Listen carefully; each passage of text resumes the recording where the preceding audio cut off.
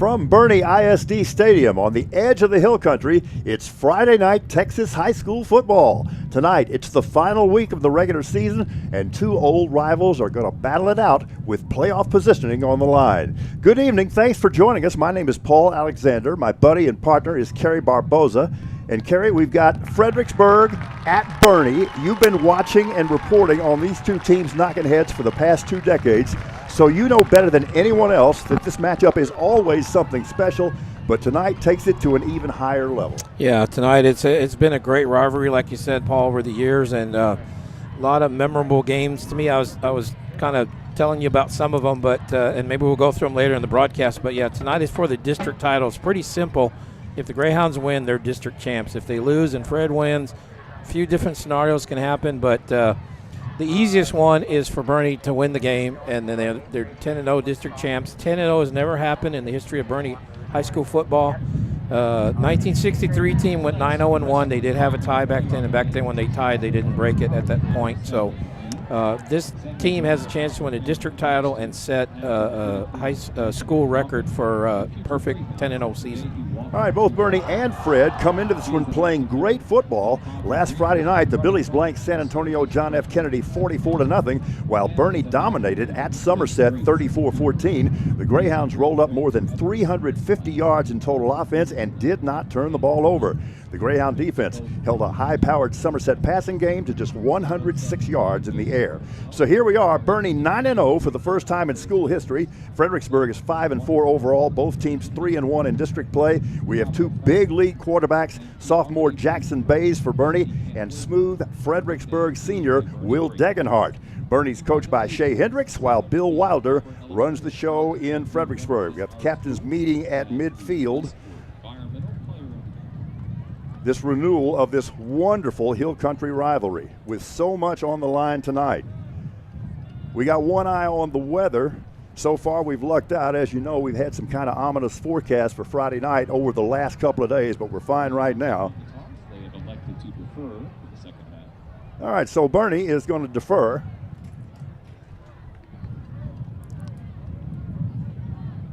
And Fredericksburg will get the ball first. So, Kerry, you were telling me we got word of one injury that we're aware of. Boerne running back Bodie Brown is going to miss this contest. Apparently, he'll be back for the playoffs next week, so this is just kind of a precautionary thing. But Boerne very deep at running back. Yeah, that's what I'm hearing. That I was told before the game, Bodie's not playing. I don't know what the nature of the injury. It doesn't sound like it's a serious thing that he's expected back next week.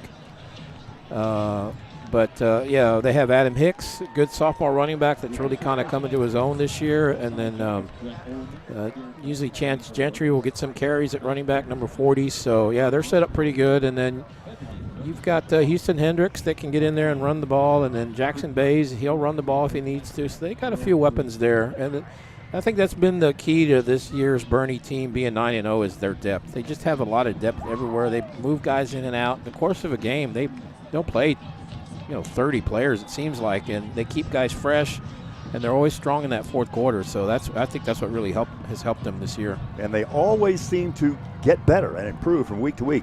Joe Ballinger, an excellent kicker, set to get this one underway for us. Ball teed up at the 40-yard line on the far hash mark.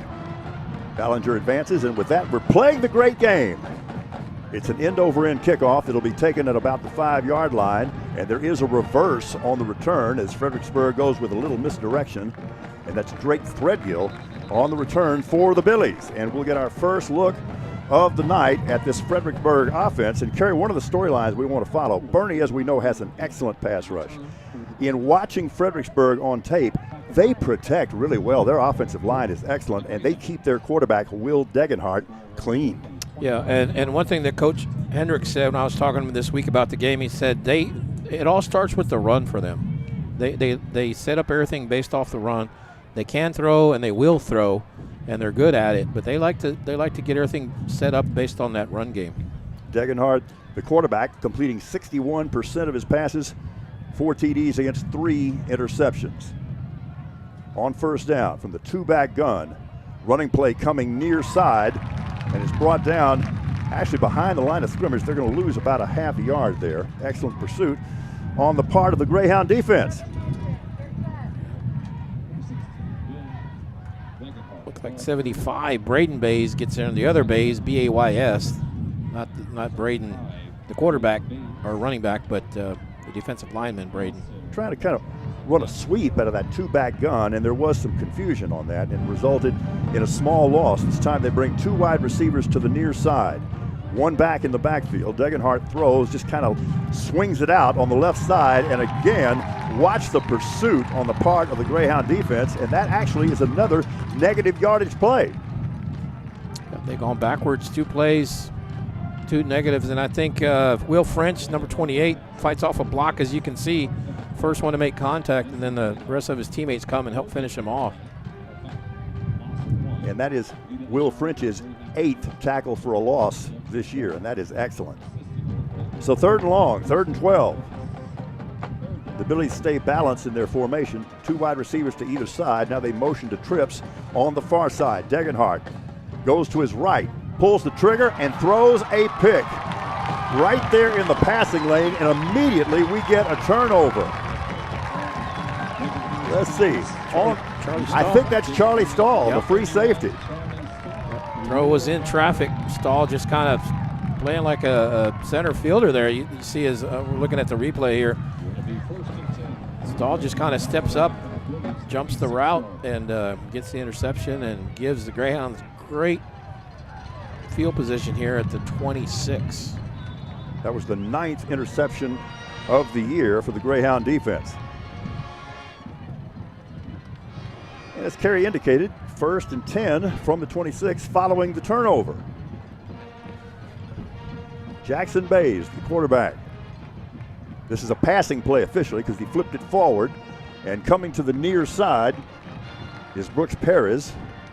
And he's got a minimal gain on that play. Just underway here in Boerne. And the stakes are as such. If the Greyhounds win this game, they're the outright district champions.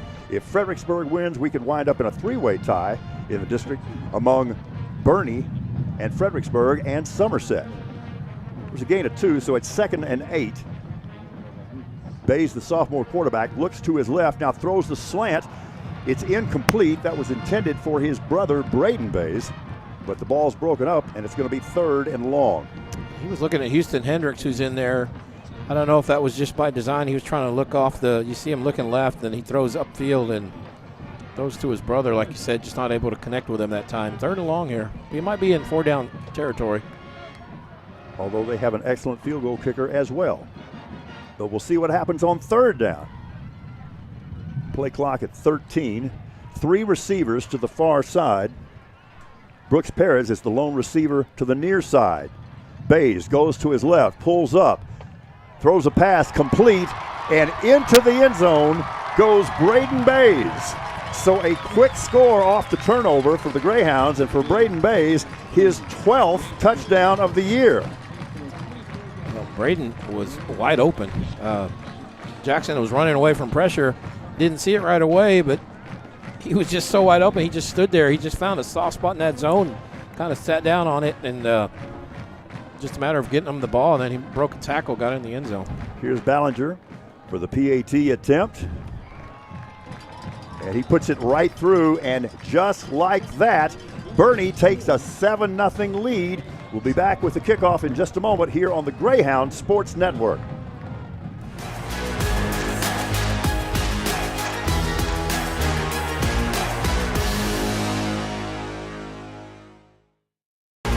I'm Stan Leach, Boerne ISD Athletic Director, and you're watching the Greyhound Sports Network.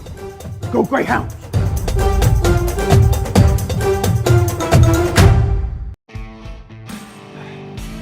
The Dog and Pony Grill has been committed to the Boerne community for over 10 years. And in that time, we've grown, but we've always stayed true to our roots, just like all of y'all. Live music, great food, and the most fun for all Greyhounds fans. Stop by today, or tomorrow is just fine with us. So, Kerry, Boerne got the early turnover, and they knew exactly what to do with it. Yeah, it took them all of three plays to score. Only took them 46 seconds to cover the 26 yards. Bays brothers hooking up for a touchdown there, 24-yard TD, and go up 7-0 after the kick. Good momentum starter for the Greyhounds early in this game. Yeah, just about a perfect start. Their defense had 2 plays for losses on that initial drive by Fredericksburg. On the third play, they had a pick, and as Kerry indicated, that set up a very, very quick 26-yard touchdown drive with the score coming on the 24-yard completion from Bays to Bays. So Fredericksburg already in a hole, takes possession for the second time tonight. Got 9:39 remaining here in the opening period. Where the Billies going to go, because they tried 2 run plays that didn't go anywhere, and a pass play that got picked, so let's see what they come up with here. On first down, they keep it on the ground, and he'll get back to the line of scrimmage, but not much more. It just seems to me, Kerry, and this is, I guess, the 5th game we've had the pleasure of doing together this year. Every time we see this Boerne defense in particular, they just get better and better. Yeah, I think the whole team, just like you said, both sides of the ball. I think Jackson Bays as a quarterback every game, I think he's just figuring it out. The game's getting easier for him. But up and down the lineup, the whole team is just improving every week. Officially no gain on first down, 2nd and 10 from the 2-back gun. Passing play off the play fake. Looks left side, hangs it up. Guess what? That one's picked too. The second interception in the first 3.5 minutes of the game. That's McCoy Bruce there on that one. McCoy Bruce, yeah, his second interception of the year. And that throw, as we're looking at here, it's just kind of a jump ball. He just kind of floats it, and McCoy is a pole vaulter, so he knows how to get up in the air. He doesn't have a pole there, of course, but he's a good track guy. He's a good athlete, so I'd take him in a jump ball against most players. So that time gets the pick. So great start for the Greyhounds. Another short field. From the 39, following the second interception here in the opening moments. That's Houston Hendricks in motion. Bays looks left, now throws deep down the middle on the post route, intended for his brother Braden Bays, who caught the touchdown pass moments ago. Can't quite make connections this time. It'll be 2nd and 10. Throw just a little behind him, and the defender able to get a hand on it and deflect it and keep it out of Braden's hands, but might look for that play a little bit later because it was open, I think.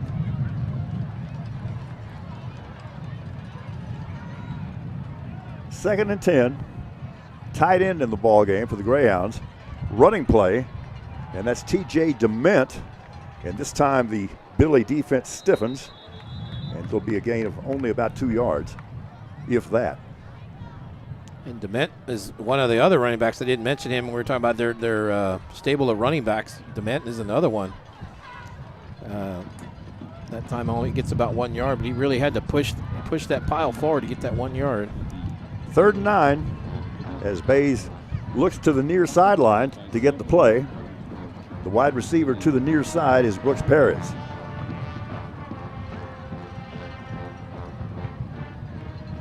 Draw play and into the open. 20, 10, 5, and that is a touchdown. I don't recall seeing a draw play like that before this year, but apparently they got really good at it really quickly. T.J. DeMent takes it to the house. Yeah, kind of delayed draw there. Just he's back there like he's gonna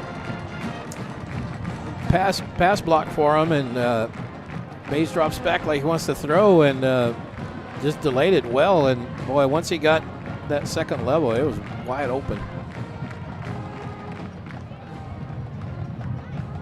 Second PAT in the opening moments of the first quarter is good, and just like that, Boerne extends its lead to 14-0, 7:51 remaining in the first period. Back in a moment, right here on the Greyhound Sports Network.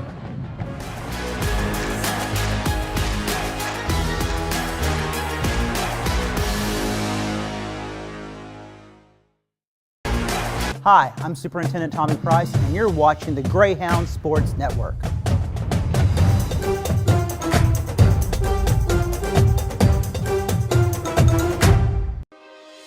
Hey, I got another one for you. And just look at the hole in this line. You could drive a truck right through there. I mean, the refrigerator William Perry could get a first down there. But you know who's going to get their number called for this one? Yeah, that's right, Dr. Ferris. He's like a ligating linebacker. Boom, just like that. And that's why... So kind of an instant replay here to start the game for Boerne. On the first defensive series, they got an interception. Offense turned that one into a touchdown. And we just saw them do the very same thing, Kerry.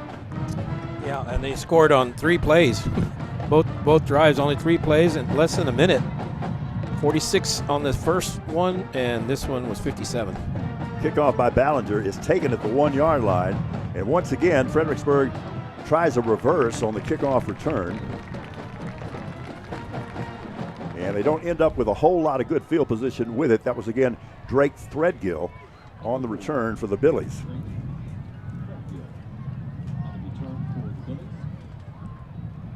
Seems like those reverses, they're going to come. If you do it so early in the play, the defense, you know, you're not going to catch them off guard because everyone's still in their lanes. Well, they got that return out only to the 17-yard line.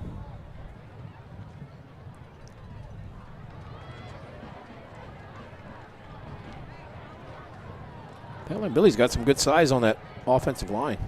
And they're excellent pass protectors as well. Running play, far side, and that is their very explosive running back, Jesse Leha, who has rushed for almost 800 yards, is averaging 5.7 a carry, and has scored 11 rushing touchdowns. Yeah. Not much that time. Yeah, and he's about shy under 100 yards a game rushing, but you know, I don't know if Fredericksburg is snake bitten here because they've tried 3 passes and 2 have been picked off. So I don't know, but you know, it seems like if you're 3rd and long, you have to throw. But we'll see what they do.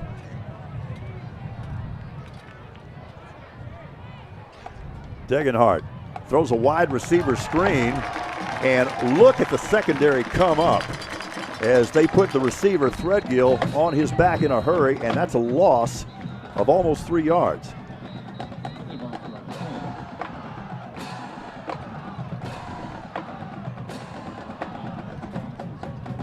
We've got a timeout on the field. We'll keep it right here. So Boerne could not possibly have scripted a better start. Yeah. Fredericksburg, you know, we talked about them being maybe snake bitten on the pass. That time they try just a shorter pass, you know, kind of limit what they do offensively, a little bit safer to go that route. But Greyhounds read it well, and you know, at some point you're going to have to throw it downfield, it seems like. But we'll see what they do here, 3rd and 14. Yeah, and you know that Degenhardt, the quarterback for Fredericksburg, you know, a little bit of a shaky start. He's thrown 2 picks, so he's trying to regather himself. I'll say this, I've watched an awful lot of video on him this week, and he is a very impressive player. He's a good leader. He's a senior. His team responds well to him, and as I said, his offensive line all year has really kept him clean. Yeah, and I'm curious why Boerne called a timeout there. I don't know what the reasons were. Well, it's 3rd and about 14. 2 receivers to either side of the formation for Fredericksburg. Now they motion to trips on the near side. Degenhardt comes to the near side. It's a shovel pass. It's complete, kind of a misdirection play, but it did not misdirect that Greyhound defense, and they have had 3 sensational defensive series. Well, 3rd and 14, normally a passing down, but I think a little snake bit by the interception, so they try a misdirection running play. Maybe they can catch the Greyhounds off guard, expecting a pass, and maybe get something underneath, but Greyhounds don't fall for it, and actually lost another yard, so 4th and 15 here from the 13. So they've gone backwards 4 yards on this one. Reed Spies is the punter standing in his own end zone, so once again, the Greyhounds are going to get great field position. Heavy pressure on the punt, too. It's away clean, and it's going to take a really good Fredericksburg roll, but still, the Greyhounds will start this from about their 41-yard line, already leading 14-0. Well, I have Fredericksburg minus 6 yards in their 3 possessions with 2 picks, so Boerne kind of exerting its will right here early in the game. You know, we talked about the Fredericksburg history. There's been some crazy games in this series over the years. Boerne's trying to take that part of the equation out and say, look, we're going to take control of this game and not going to have any crazy comebacks.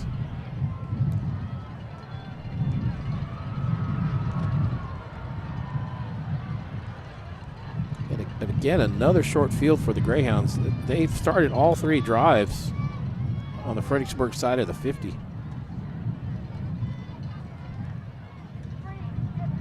Play fake, throw, left side, base to base, complete, gain of 4. Just a quick hitter to Braden.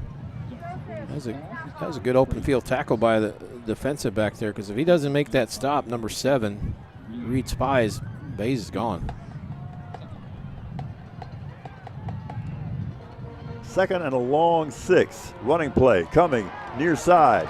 It's Dement again. Down to about the 26-yard line.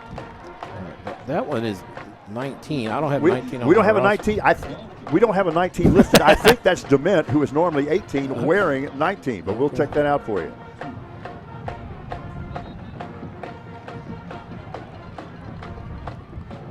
Maybe he tore a jersey or something. I don't know. Could be something like that. As we mentioned, Bodie Brown, one of the running backs for the Greyhounds, is out tonight with an injury that's not really serious. They expect to get him back for the playoffs starting next week. Actually, you know what? Dement's out there. He's a slot receiver. So okay, so it's possible that. What do you think? Is Adam Hicks wearing 19? Is Chance Gentry wearing 19? We'll find out. We'll find out. 2nd and 8.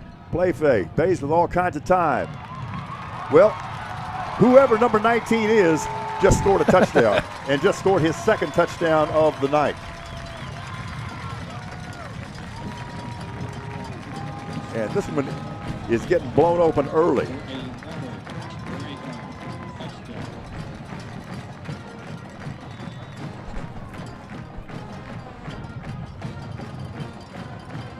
Ballinger has been busy, both with kickoff duties and PATs.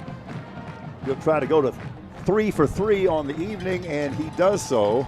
And with that, with 4:38 remaining in the first period, Boerne leads Fredericksburg 21-0. Back in just a moment on the Greyhound Sports Network.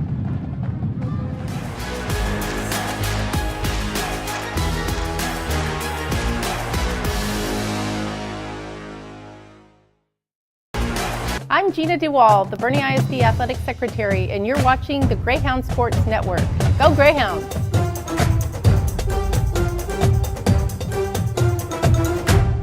Ladies, that is how you execute the run-pass option.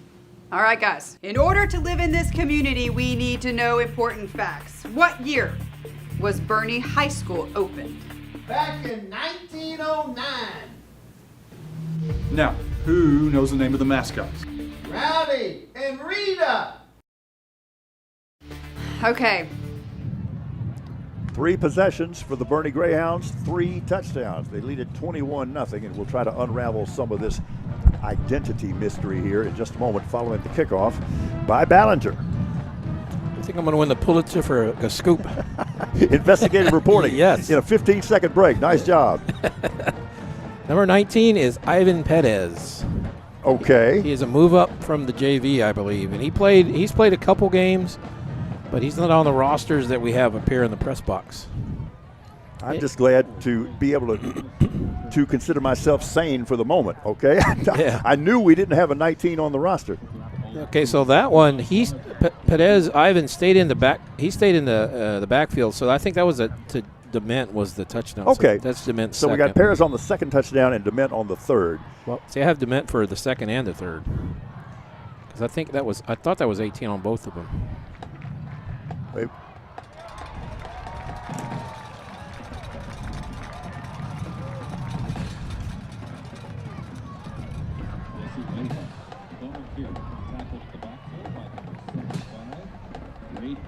All right, so Fredericksburg with their 4th possession, and they have done nothing with the previous 3, and they lose 1 on 1st down. It's 2nd and 11. I don't know where the Billies go. They've tried some run plays. They've tried some misdirection. They've tried the short passing game. That hasn't worked. But thrown downfield, been intercepted twice. So I don't know what you do if you're the Battling Billies. Well, the first thing you do is you call timeout. Yeah. On 2nd and 11.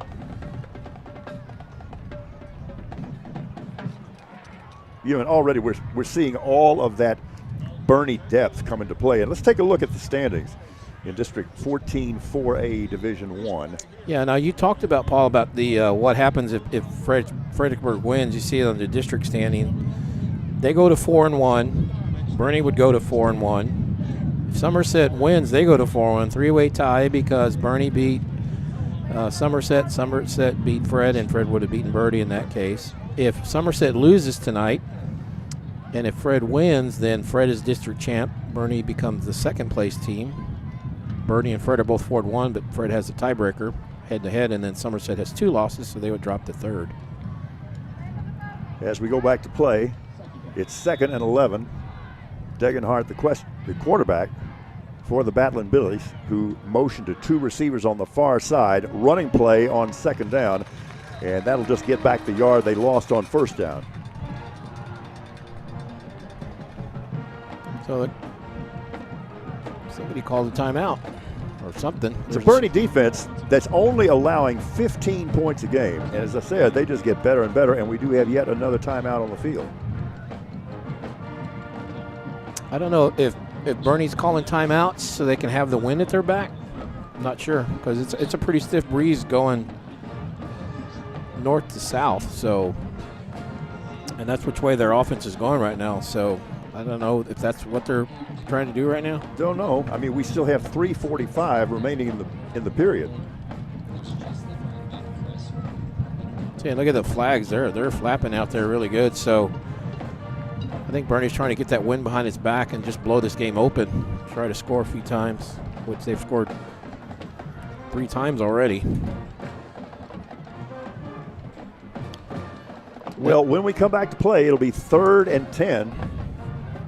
That's the only thing I can think of why they've burned 2 timeouts in this first quarter. With the commanding lead basically early on. We mentioned the fact that the Boerne offense has taken great care of the ball this year. The defense is really great at takeaways. They have 16 fumble recoveries and now 10 interceptions. And on this 3rd down play, we have a whistle and a stoppage. Might be the first miscue for the Greyhounds.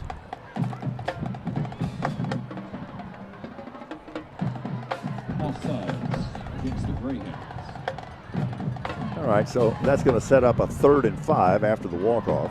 Makes it a little bit more makeable for Battling Billies at 5 yards instead of 10. Let's see if the Boerne defense brings pressure off the blitz. The Boerne D has 25 sacks on the season. 3rd and 5. Drake Threadgill, the one-on-one receiver, to the bottom of your screen.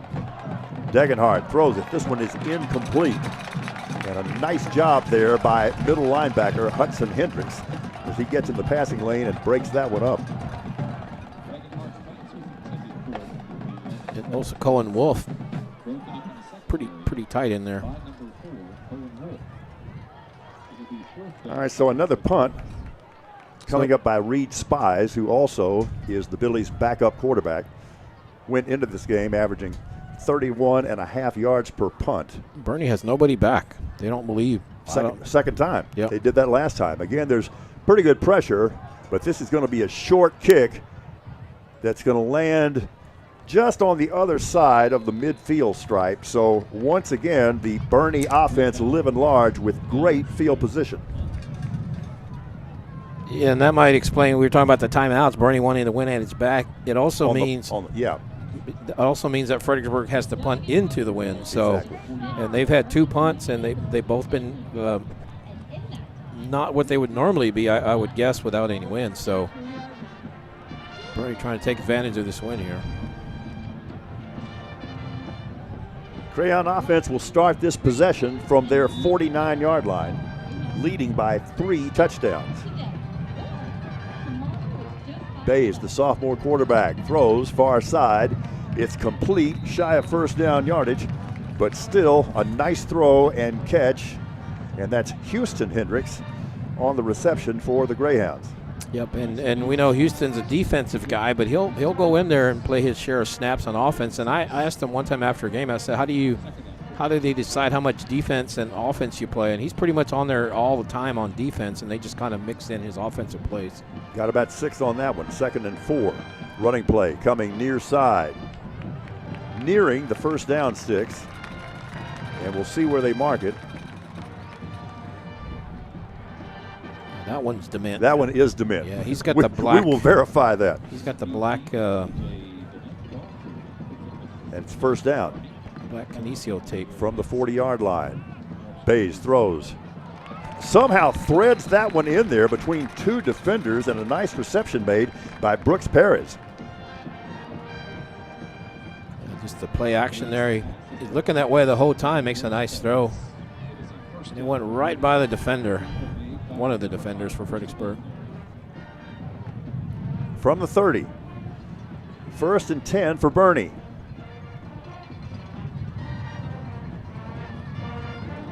Houston Hendricks, the man in motion. Bays with lots of time, great protection, throws a crossing route, and it is complete. And that's Hudson Hendricks. The other Hendricks. On the reception, the sophomore. And they use him as a tight end and an H-back. Yeah, and he's also a defensive guy that'll get his share of offensive snaps as well. Gain of 11, first down. 1st and 10 from the 19.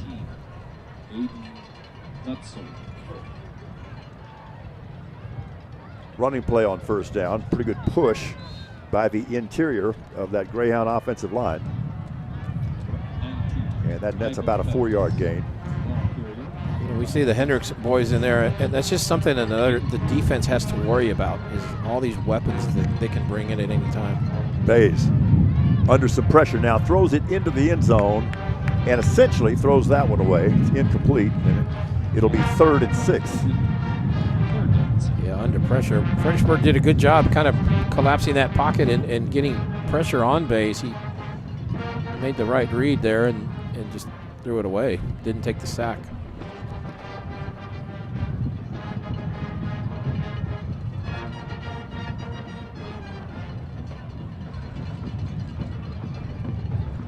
From the 16. 3rd down play coming up. Bays comes to the near side, pulls up, throws the corner route into the end zone, looking for a receiver. We're waiting for a signal, and the referee throws his hands in the air, and that is Boerne's 4th touchdown of the 1st quarter. What a strike. TJ Jament, which we think it's his 3rd of the game. But Fredericksburg brought pressure, and Bays did a good job sidestepping it and then making a throw, finding his guy.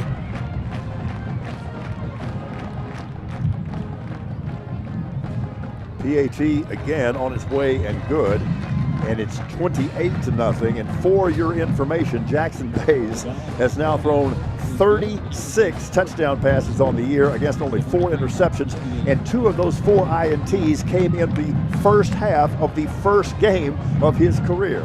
It's 28-0. Back in just a moment right here on the Greyhound Sports Network.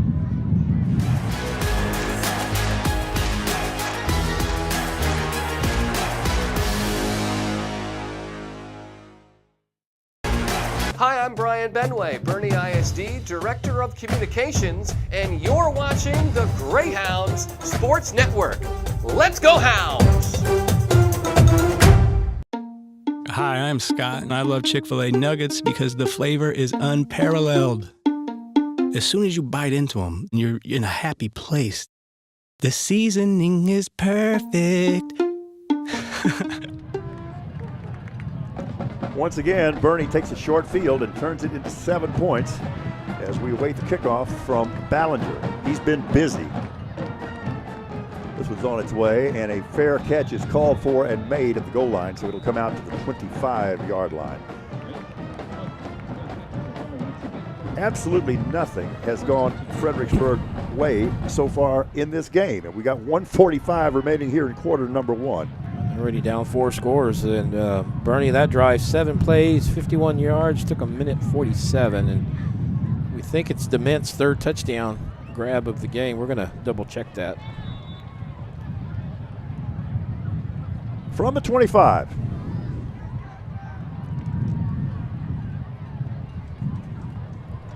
Degenhart, the quarterback, gives it off to his senior running back, Jesse Leha, who essentially just gets back to the line of scrimmage. In fact, officially no game. Well, this is turning into a game of is Fredericksburg going to get past midfield? I mean, they haven't. So far. Yeah, they were -6 yards on their first 2 drives. And on the one drive, they got 5 yards, and that was penalty yardage that got them those 5. Second and a full 10. Drake Threadgill is the receiver to the bottom of your screen. Running play on second down. That's Leha again, as the clock runs under 1 minute remaining here in the first period. And that was probably their best play of the game. That got them about 6, and you see Leha just kind of dancing around in there. Gets about, makes it a 3rd and 4-ish, so another manageable 3rd down for Ballin Billies. Leha went into this game averaging 5.7 yards per carry. He's well under that here in the first quarter. Yeah, that's about what he got on that one right there. Kind of a misdirection play as they hand it back, coming back to the near side to Leha. Second time they've tried that play, and the second time the Greyhound defense has totally sniffed it out. 4th down.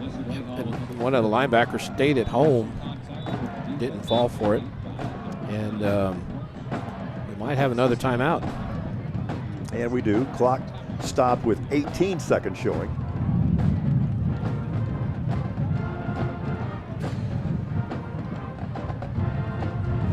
So Boerne has burned all 3 of its timeouts. But, you know, you could say the strategy has worked. Well, of course it has. Yeah. Big reason why they've been able to jump out to this 28-0 first quarter lead. I guess the question is, would they have been able to do this going into the win? We'll never know. I mean, we'll get the chance to see it in the second quarter, but it's worked out well for them to make Fredericksburg punt into the win. They've had great field position. Stiff breeze, you know, a lot of funky weather out there tonight, and you see the flags just flapping pretty strongly there. Spies on for yet another punt, this time standing at his 16-yard line. And again, Boerne, nobody back.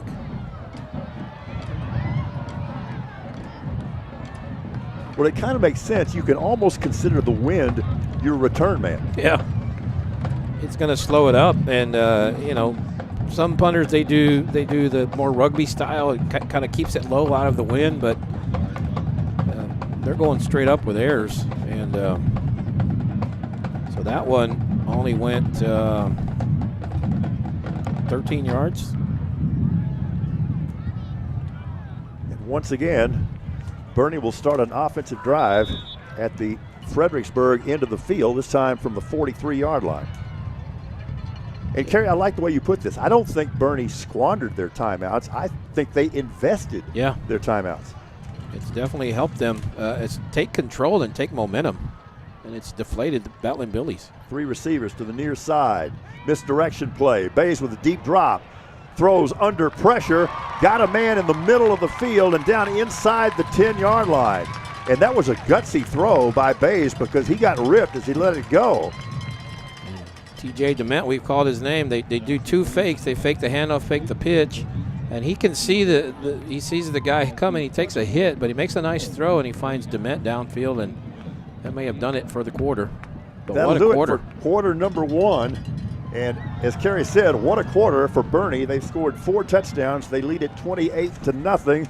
They got a chance to get another one, this time moving against the wind. We'll see what happens when we come back right here on the Greyhound Sports Network.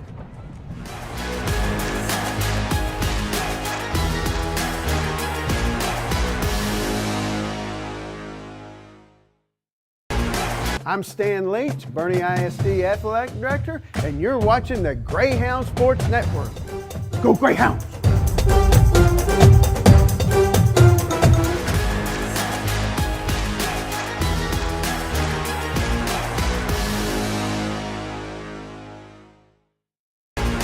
Hi, I'm Superintendent Tommy Price, and you're watching the Greyhound Sports Network.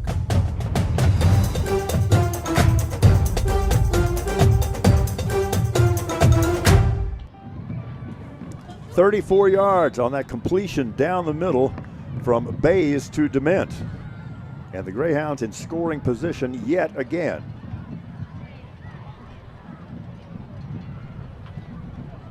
Tight end and wing to the near side. Student body left. That's Bays. Into the end zone. Oh, that was kind of done by formation. And you know what? I said Bays, and it was accurate, but actually that ended up being Braden Bays out of the Wildcat. Yep. From 9 yards out. And you see how they outflanked everybody? Look at all these people to the left side of the formation, and they blocked that very, very well. 5 TDs on the board already for Boerne.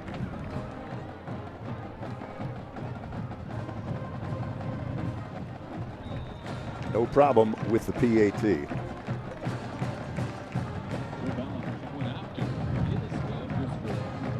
So Boerne 9-0 for the first time in school history, and looking to complete its first perfect regular season, obviously. And certainly off to a good start in that pursuit as they lead it 35-0. Kerry, we got a long way to go in this one, but the idea is to be ready for the playoffs, and the Greyhounds appear to be playoff ready. Yeah, they do, and they're not taking their foot off the gas pedal. It became, I thought, first couple drives, Boerne was able to move the ball pretty much at will, but they were going to keep their foot on the gas pedal and not give Fredericksburg any kind of opportunity to have maybe run out the quarter and get the win at their back. They were just going to pull out all the stops. Kerry, is this kind of your impression? Because it is mine. As I said, I've really studied Fredericksburg very intensely this week, and I've been extremely impressed. I mean, they've got some really good football players. They've got a really good system, and the extent to which they're getting dominated right now just reflects how far this Boerne team has come. I mean, they've been good all year, obviously, but they're hitting a brand new quantum level now. Yeah, I agree. This game right now is more about how good Boerne is. They're just playing at a insane level right now. They're just crazy good right now. Kickoff into the wind will be returned.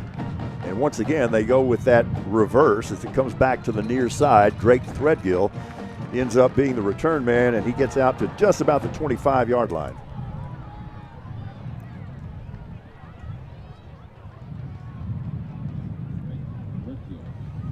Ooh, I'm seeing a lot of flashing back there.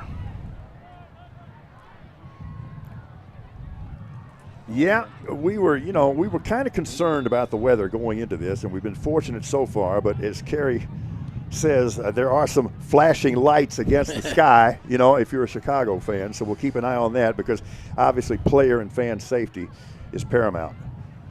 Billies start this drive from the 25.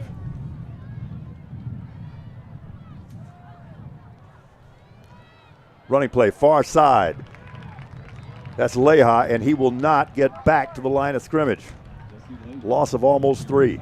McCoy Bruce just plays as well. He's being blocked. You see him number 8, but he just comes off the blocker and takes him down. Leha takes him down. So Jeff Brown with a nice job defensively as well for Boerne. Lost 2. 2nd and 12, clock moving with 11-12 showing before halftime.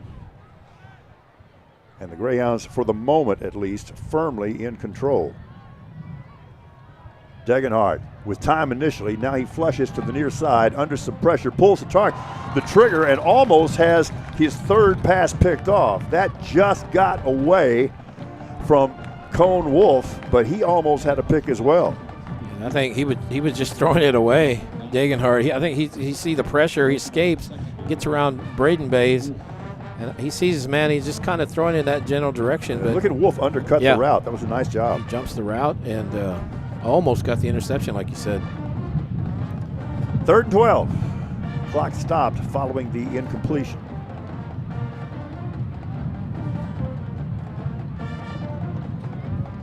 Degenhardt trying to set a middle screen, and they do so. It's to Leah, but again, look at the way that play is diagnosed. What a job by the middle linebacker, Hudson Hendricks. Yep, good tackle, good read. Like you said, first of all, he floats up the screen, and Hudson just comes right there and just blows up the play. And if he's not there, that one's got a chance to be a promising play. See, now Bernie's going to send a return man back now that Fredericksburg has the win. Braden Bays is that return man. Spies on to punt yet again for the Billies. Good snap, and the punt's away with the wind, and it's going to chase Bays backwards a little bit and roll out of bounds at just about the Bernie 30-yard line.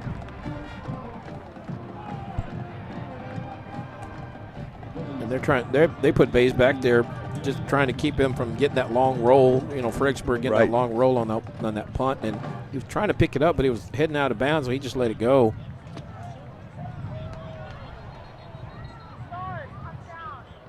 All right, we've got some laundry on the field, a flag.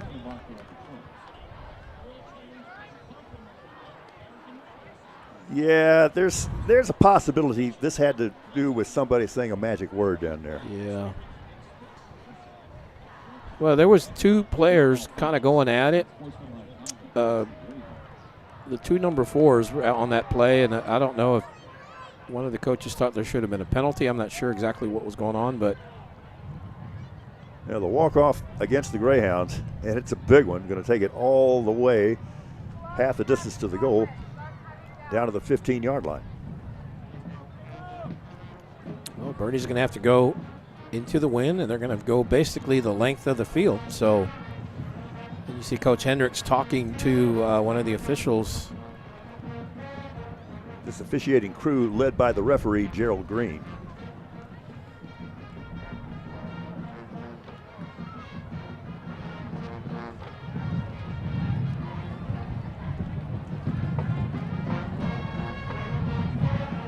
Well, we have a moment. We'll set the officials for you. As I mentioned, the referee is Gerald Green. Our umpire, Jared Higdon. Robert Bailly is the head linesman. The line judge is Daryl Boyd. The side judge, Brett Ullman. Danny Villalobos is our field judge, and our back judge tonight is Michael Pitts.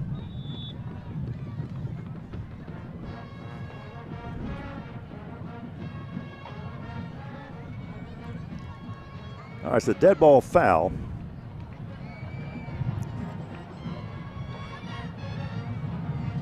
And the ball set at the 15-yard line.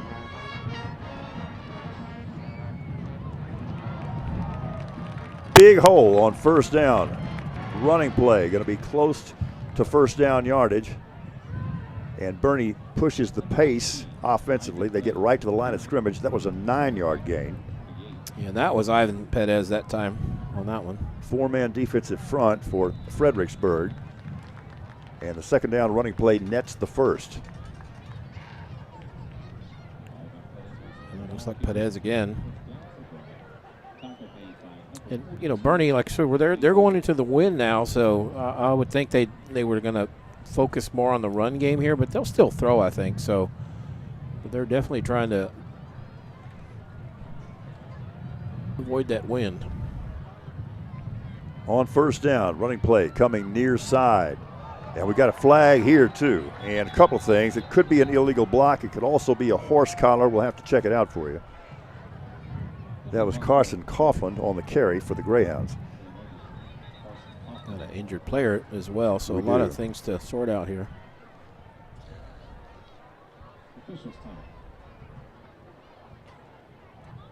We have an official's timeout on the field while the injured player is given attention here. We're hoping for the best. In the meantime, we'll use this opportunity to take a break as well, with Bernie leading Fredericksburg 35-0. Back in a moment on the Greyhound Sports Network.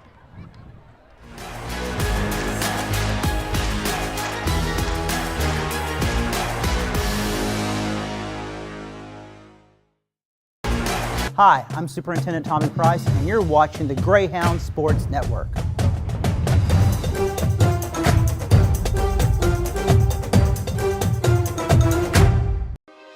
Hey, I got another one for you. And just look at the hole in this line. You could drive a truck right through there. I mean, the refrigerator William Perry could get a first down there. But you know who's going to get their number called for this one? Yeah, that's right, Dr. Ferris. He's like a ligating linebacker. Boom, just like that. And that's why Ferris Orthodontics is going to get the MVP for this one.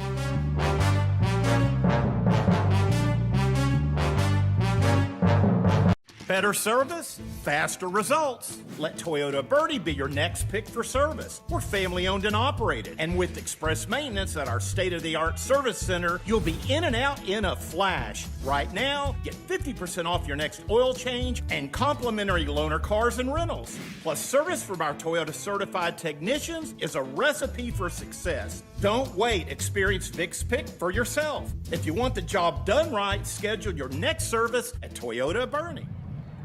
The injured player for Fredericksburg is Brett Bowers, who's being taken to the far sideline with some assistance. If we get any kind of injury report on him, of course, we'll let you know. But thinking good thoughts.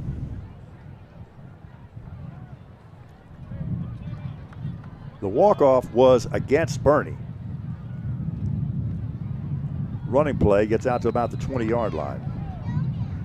So, you know, we were concerned about the injured player. Apparently that penalty was against Boerne, and it appeared to have been an offensive hold. Yeah, because it came out on that play where he was trying to turn right where those linemen were blocking. Is probably where it occurred.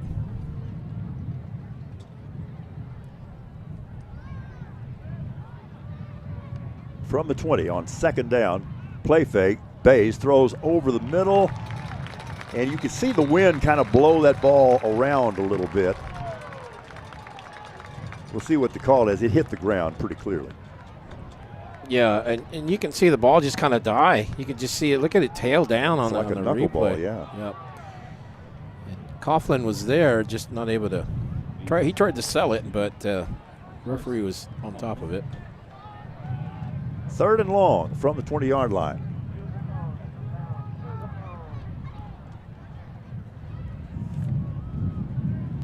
Boerne offense that is averaging 44 points per game and 380 yards in total offense. Draw play, they did that once before with a big gain, and this time it's held about 1.5 yards. I had not seen them run that particular style of draw play prior to this game. Yeah, and like you said, it worked well. It also maybe might tell you something about the wind. I think we're hearing 17 miles an hour, something like that, close to around 20. So, you know, normally 3rd and 18 is pretty strong passing situation, but we saw Fred try to run it a lot on 3rd and long. Boerne tries it right there as well. Well, for once, it figures to be Fredericksburg that's going to get good field position here. Actually, a pretty good punt.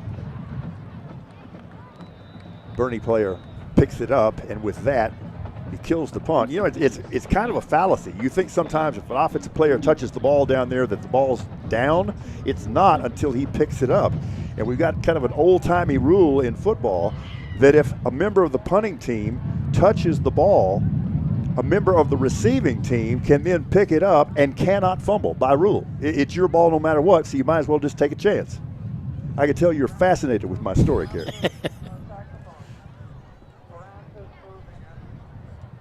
Riveted on every word. After they sort this out, they'll mark the ball at the Fredericksburg 44-yard line. Following the punt.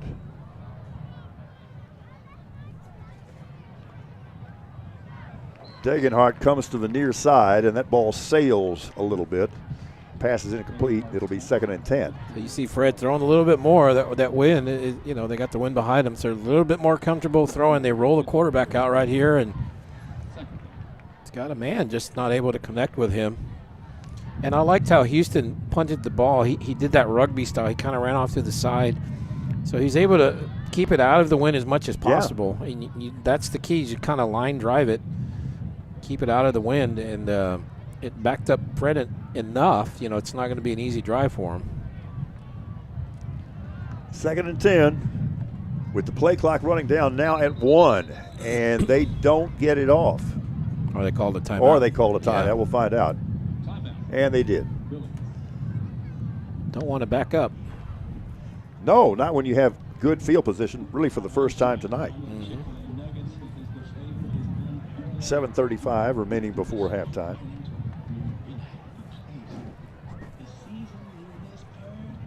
So we talked about this Bernie-Fred rivalry. One of the games I was at, 2002, Bernie goes into that game. It's in Fredericksburg. Bernie is 8-0. They go up to Fred, and it is raining. It is windy. It's a grass field, and it's a mud bath. And it's raining, and because of the wind, it's raining sideways. And everything just got wet. And we were in the booth, and we were getting wet in the booth. And Fredericksburg wins, and they stop Bernie's streak at 8-0. There have been some amazing moments in games in this rivalry. Degenhardt goes to the far side. Actually, it's a pretty good throw as he gets it away, makes the connection, and a nice adjustment on the catch by Leighton Byer. And I think they're about to get their first down. I believe you are correct. They're a yard away. Wide receiver screen. Ball falls incomplete, intended for Charlie Johnson.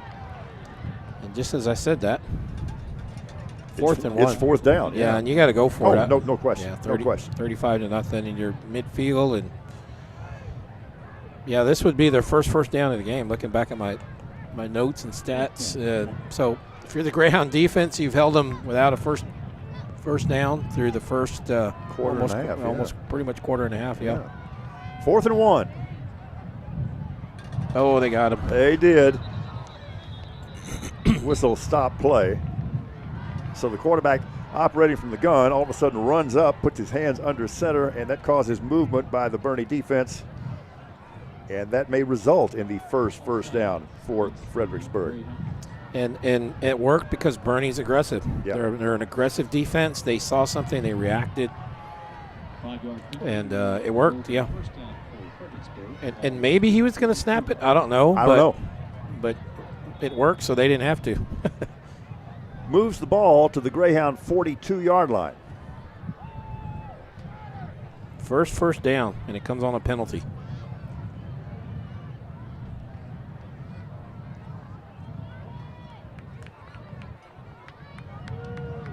As Kerry indicated, Bernie with a masterful job of taking advantage of the wind in the first quarter.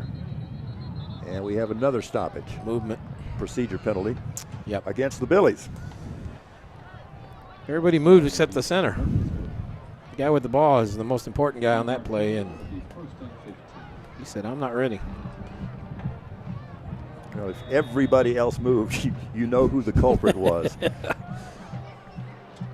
1st and 15. Or he could be right and everybody else could be wrong. That's his story, and he's sticking to it. Yeah. Well, this is tough. You know, you're having a hard enough time getting 10 yards, 5 yards, and now you got to get 15. You do have the win at your back, though. Running play, that's Leha. And he's got some scoot, trust me, but he has just been unable to get untracked tonight, and give all the credit to the Bernie defense. And looks like a flag right near the ball. Unless that was just a rag. Nope, it's a penalty. Face mask against the Greyhounds. And it was on Leha because right where he was laying is right where the flag was. Walk-off will move the ball down inside the 30 to the 29-yard line. So second first down of the game, both on penalties. But you take them.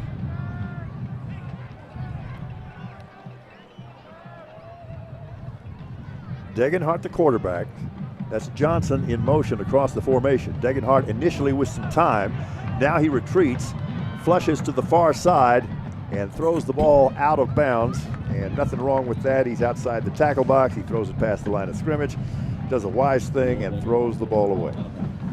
You know what you said, Paul, at the beginning of the game, how Fredericksburg has protected him well. Look at how much time he's got. He had a lot. just no place to throw the ball. Yep, and he bails out of the pocket. Greyhounds lose outside containment there and let him get out of that pocket, and he's able to just throw it away. Cole Durham, the closest one there. They're trying to get him, but throws it away, fights another down. 2nd and 10 from the 29. Billy's operating from the pistol. That's Leha on the carry, right side, gain of only 2 yards.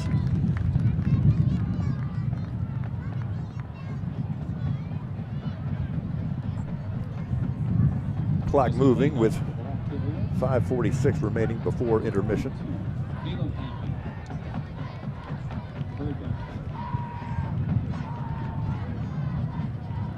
Fredericksburg is trying to scratch for something, anything, a field goal, something. Well, if it comes to that, they have an excellent field goal kicker. 3rd down, Degenhardt throws deep, right side. Pass is incomplete. It was intended for Charlie Johnson. And that was excellent man coverage applied there on the near side. I want to make sure we give credit to the right cornerback. Colin Wolf looked like. It is Wolf indeed. Number 4. 4th down. And I mentioned the excellent Billy field goal kicker. We're going to get a chance to see him. He's Giovanni Alva. 44-yarder here. Well, he is 5 for 5 on field goals on the year. He's got the win, too. This one's on its way. Is it going to get there? Yep. It does. And with that, the Billies are on the board. Impressive. It was aided by a couple of penalties, but they do scratch. And they got 3 points on the board. So with 5:08 remaining in quarter number 2, they cut into that Boerne lead. Greyhounds on top right now, 35-3. Back with the final 5 minutes of the half in just a moment right here on the Greyhound Sports Network.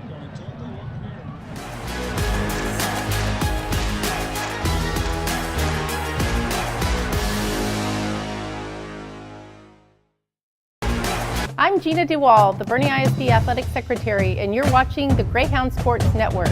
Go Greyhounds!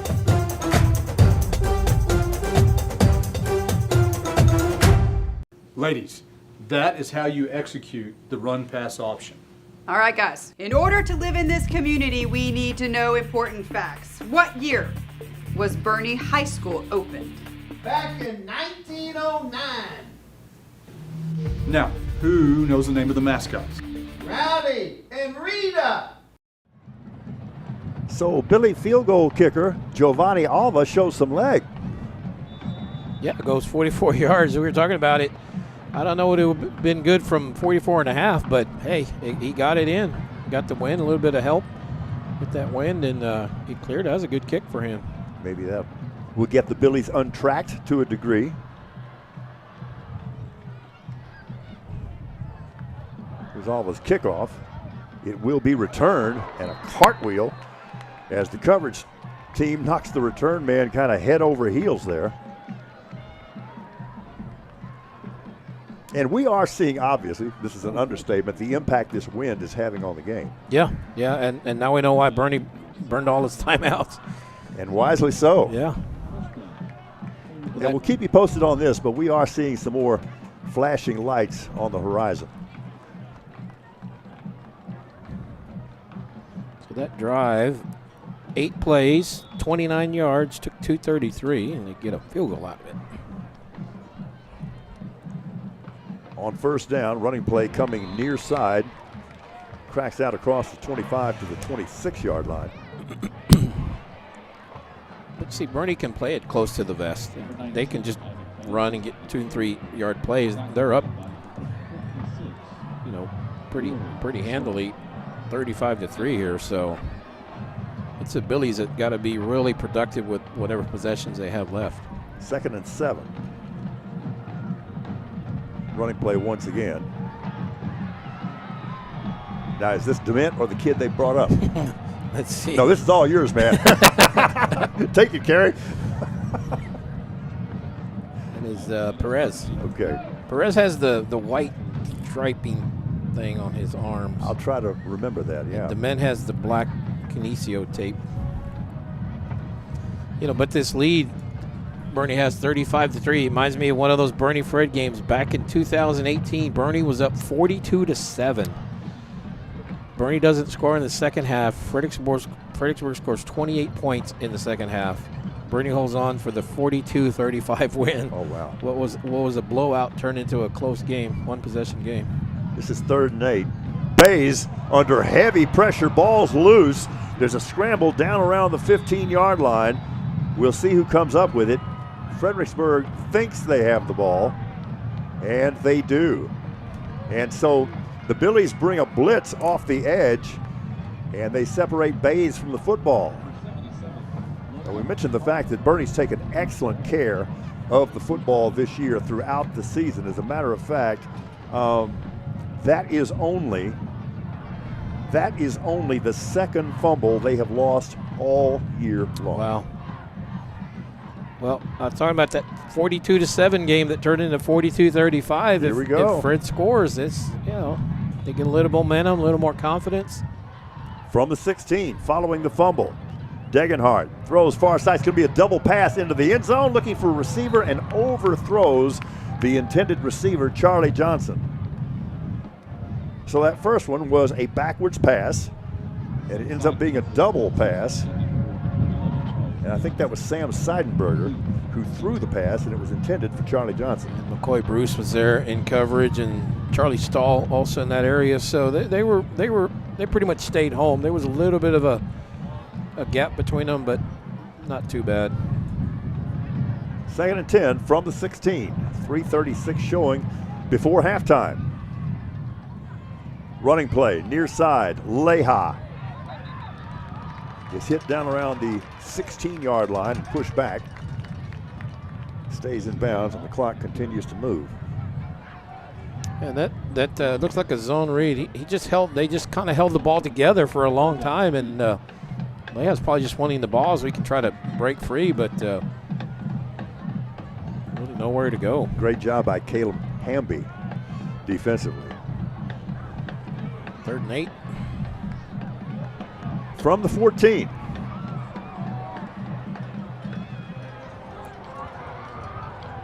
With time.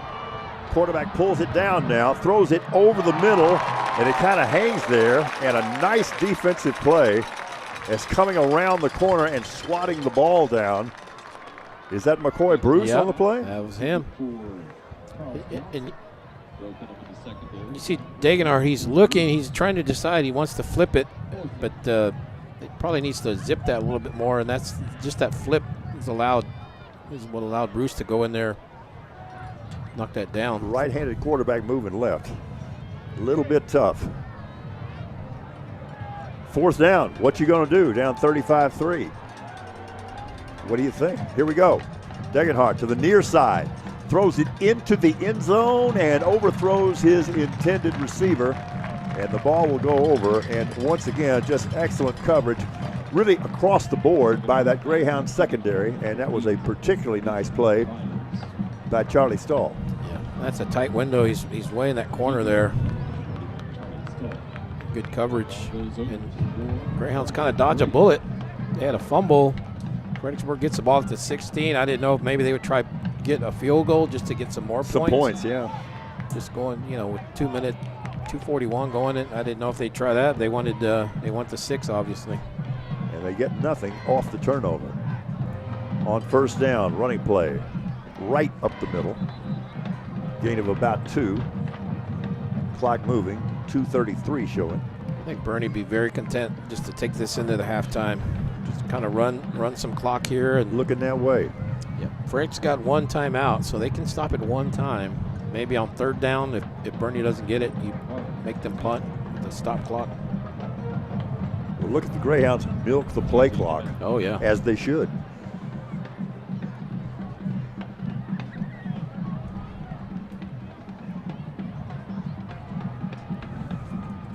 Hard to believe that Bays is a sophomore. He is so cool. He's in control. Fredericksburg brings heat. Look out. And you know what?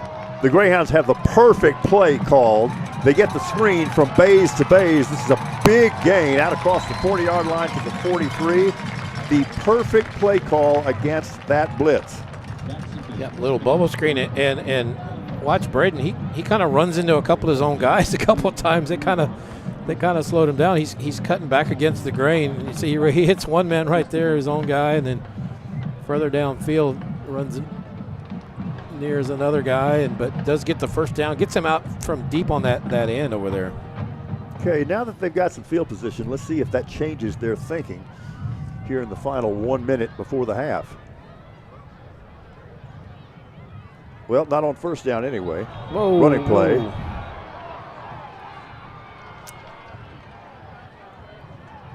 That one's dement. That eight and that 9 look. Those numbers look really similar. You noticed that too, huh?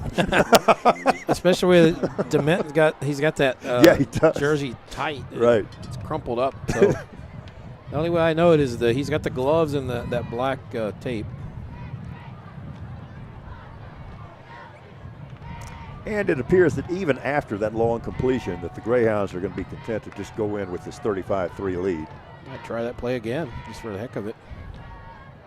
Running play on second down, shy of first down yardage. Clock moves under 30 seconds. That was Dement on that one. And I think Bernie's content to go into halftime, like you said, with a 35-3 lead. They don't have to snap it. No, we have likely seen the final play of the first half, a half that has been dominated by the Greyhounds. 3 touchdown passes by Jackson Bays. They also have a pair of rushing TDs. And we played the first 24 here in Boerne. And as the teams head to the locker room, Boerne, looking for a district championship and an undefeated perfect regular season, leads this one 35-3. Halftime activities and festivities in just a moment here on the Greyhound Sports Network.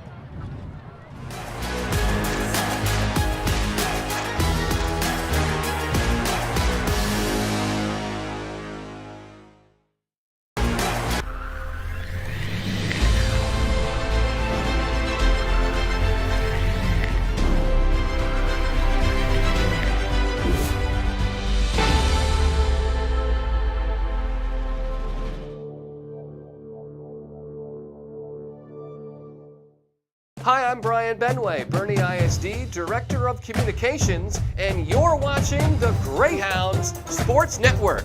Let's go Hounds! I'm Gina DeWall, the Boerne ISD Athletic Secretary, and you're watching the Greyhound Sports Network. Go Greyhounds!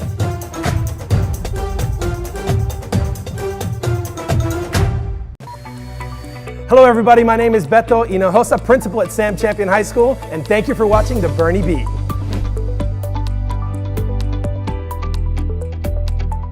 Hi everyone, and welcome to the Boerne Beat, sponsored by the Hill Country Weekly. Here are the top stories from around Boerne ISD. The champion Chargers boys water polo team finished their historic inaugural season by making history. The Chargers earned the 2022 UIL Class 6A state silver medal after falling in the state championship game to Brazoswood 19-10. In the state semifinals earlier in the day, champion defeated Richmond Foster 11-7 to advance to the title game.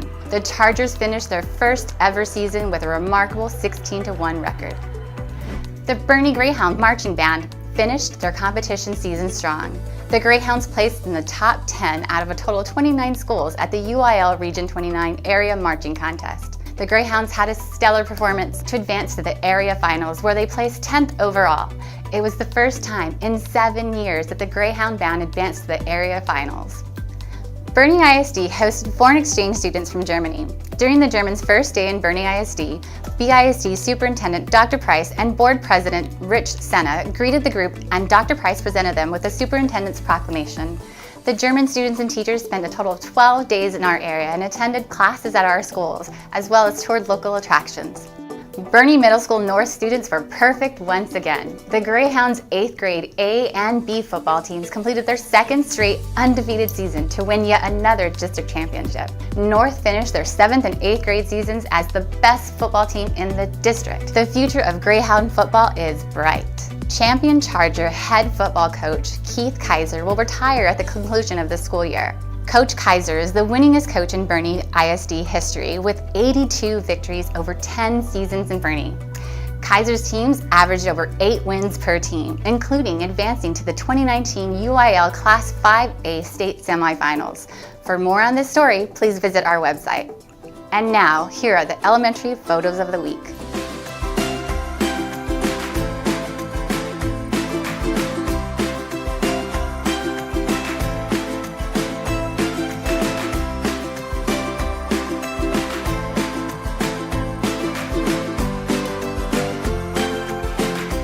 Those are the top stories from around Boerne ISD this week. Thank you for watching and have a great weekend. I'm Goldberg, WWE Hall of Famer. You're watching Greyhound Sports Network. Who's next?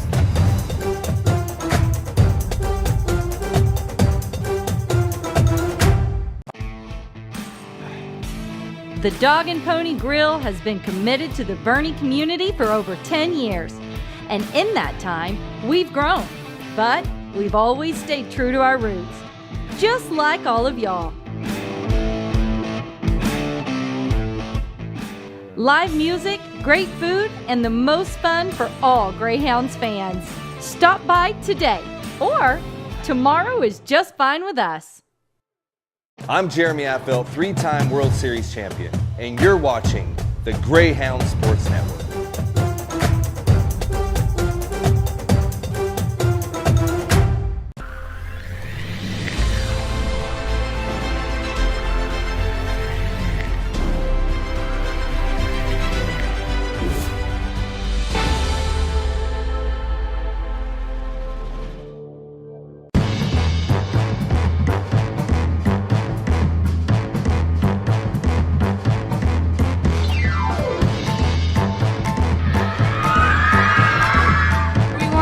To create a program for across all of our school district. We want to create the best fine arts department, specifically theater arts department, in the entire state across all 3 of our campuses.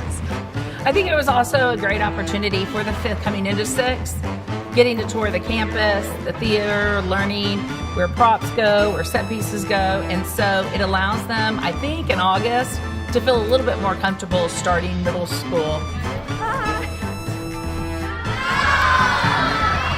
I think it teaches theater in a completely new, different way. We get to do a warm-up and games, which just kind of open you, and then we get to practice for our play, which we've been doing all week. That wasn't in 54, that was in 58. 54 was the year we had that big eye storm.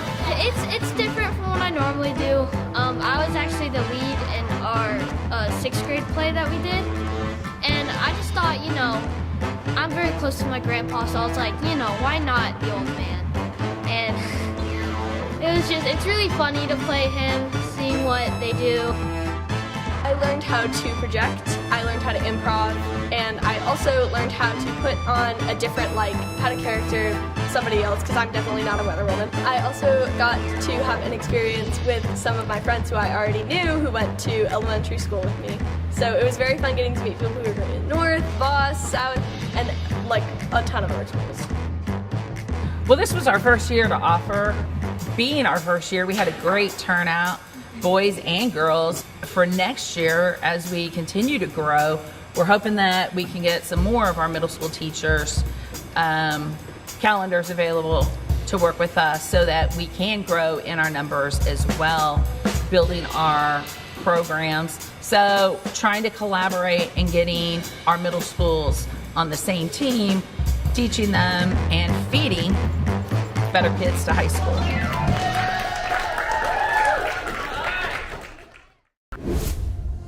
Work it, make it, do it, makes us harder, better, faster, stronger. All units respond. More than power, never.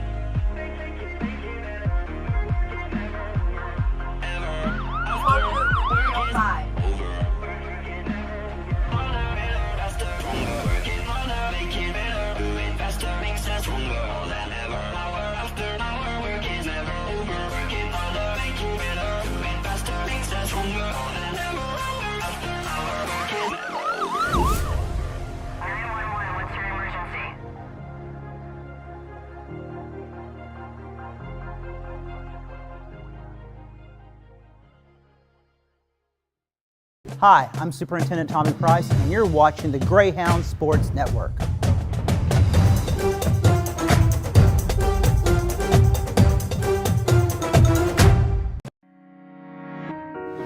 School safety is very important, and it's up to us to work together as a team to prevent bad things from happening. That is why when you see something, say something.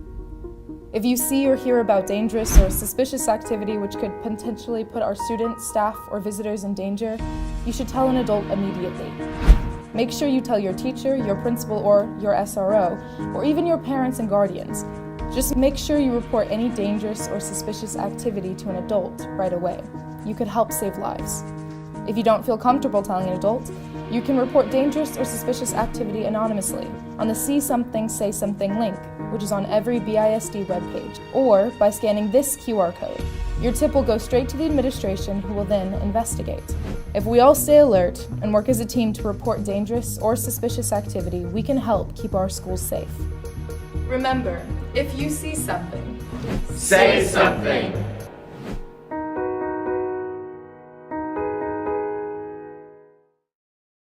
I'm Stan Leach, Boerne ISD Athletic Director, and you're watching the Greyhound Sports Network.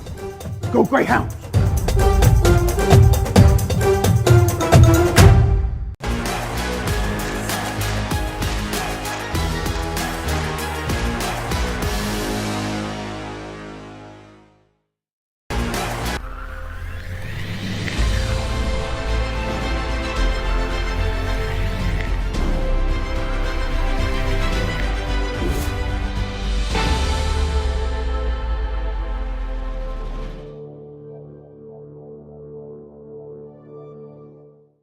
Hi, I'm Brian Benway, Boerne ISD Director of Communications, and you're watching the Greyhounds Sports Network. Let's go Hounds! I'm Gina DeWall, the Boerne ISD Athletic Secretary, and you're watching the Greyhound Sports Network. Go Greyhounds!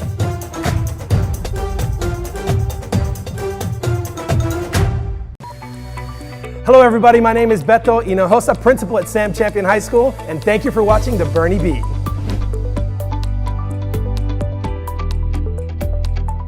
Hi everyone, and welcome to the Boerne Beat, sponsored by the Hill Country Weekly. Here are the top stories from around Boerne ISD. The champion Chargers boys water polo team finished their historic inaugural season by making history.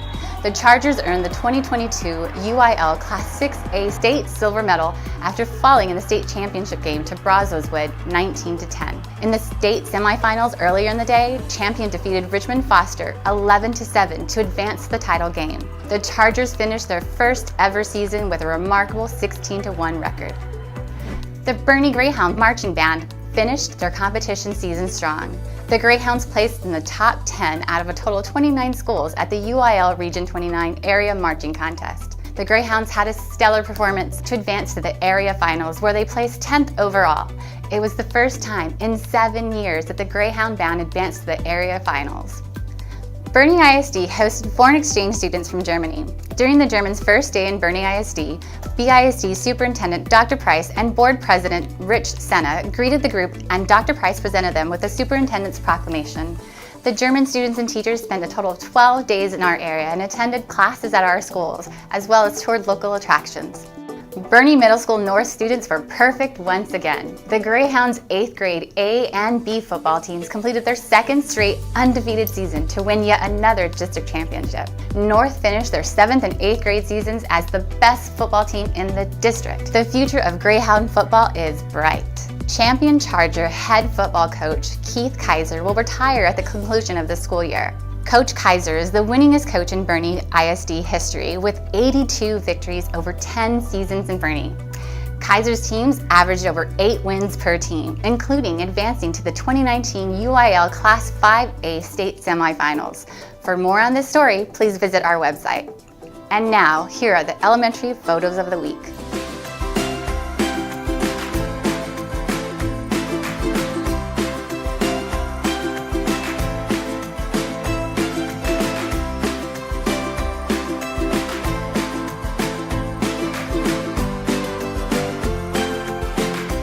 Those are the top stories from around Boerne ISD this week.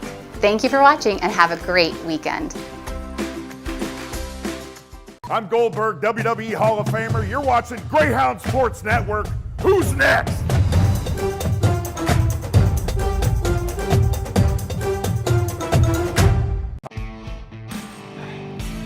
The Dog and Pony Grill has been committed to the Boerne community for over 10 years. And in that time, we've grown. But we've always stayed true to our roots. Just like all of y'all. Live music, great food, and the most fun for all Greyhounds fans. Stop by today, or tomorrow is just fine with us. I'm Jeremy Affelt, 3-time World Series champion, and you're watching the Greyhound Sports Network.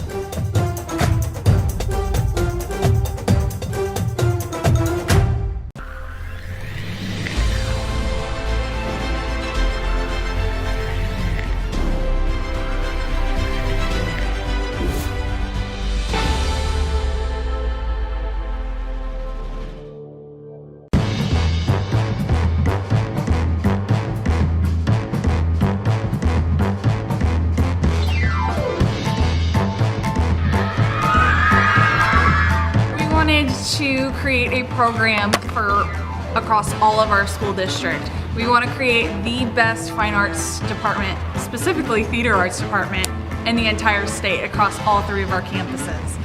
I think it was also a great opportunity for the 5th coming into 6th, getting to tour the campus, the theater, learning where props go, where set pieces go, and so it allows them, I think in August, to feel a little bit more comfortable starting middle school.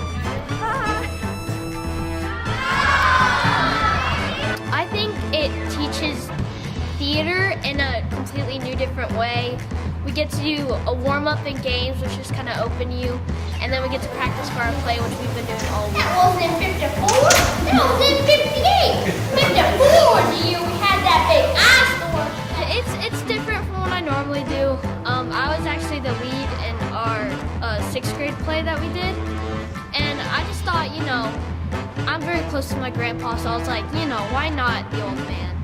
And it's really funny to play him, seeing what they do. I learned how to project, I learned how to improv, and I also learned how to put on a different, how to character somebody else, because I'm definitely not a weather woman. I also got to have an experience with some of my friends who I already knew who went to elementary school with me. So it was very fun getting to meet people who were going in North, Voss, South, and a ton of other schools. Well, this was our first year to offer.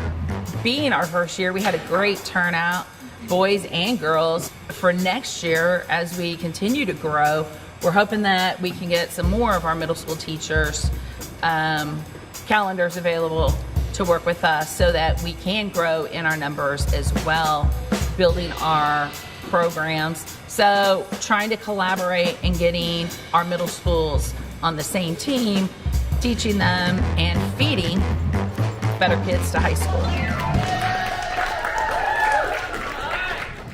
And Syracuse GMC, Boerne Air Conditioning and Heating, Farm Bureau Insurance, Kent County, Frostbank, Kent County Abstract Company, Pro, Valcourt Commercial Real Estate, Veracast, Covenant Pest Control, Canyon Creek Pools, and the Davis Family Foundation. That's 21 sponsors. Thank you, sponsors, for supporting the Starlets. Tonight, the Starlets are led onto the field by Junior Lieutenant Emma Jennings, Senior Lieutenant Lizzie Johnson-Clark, Senior Lieutenant Mason Lester, First Lieutenant Tori Tennant, Lieutenant Colonel Olivia Strange, and Colonel Rachel Murphy. Starlet of the Week is Casey Ritterman. Silver Star of the Week is Emily Porter. You might notice we've got some special guests out there with the band. Sit back and relax while the Starlets perform to Seven Nation.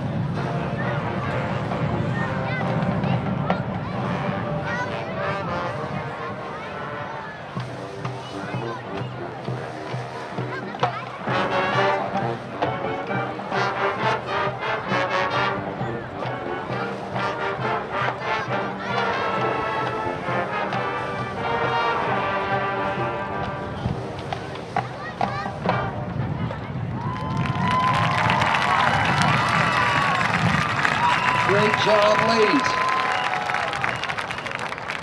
And now, presenting your pride of the Key to the Hills, the mighty Boerne Greyhound Band. And their special guests, the Boerne North Middle School Band and the Voss Middle School Band. The band is conducted by drum majors Samuel Spencer, Samantha Osborne, and Savannah Strauss. The color guard captains are Ava Palacios and Brooklyn Valdez. Band member of the week is Sawyer West. And guard member of the week is Brooklyn Valdez. Tonight, the Greyhound Band is going to perform with their middle school and Voss Middle School friends. Up first, it's a great song. It's called Freaks.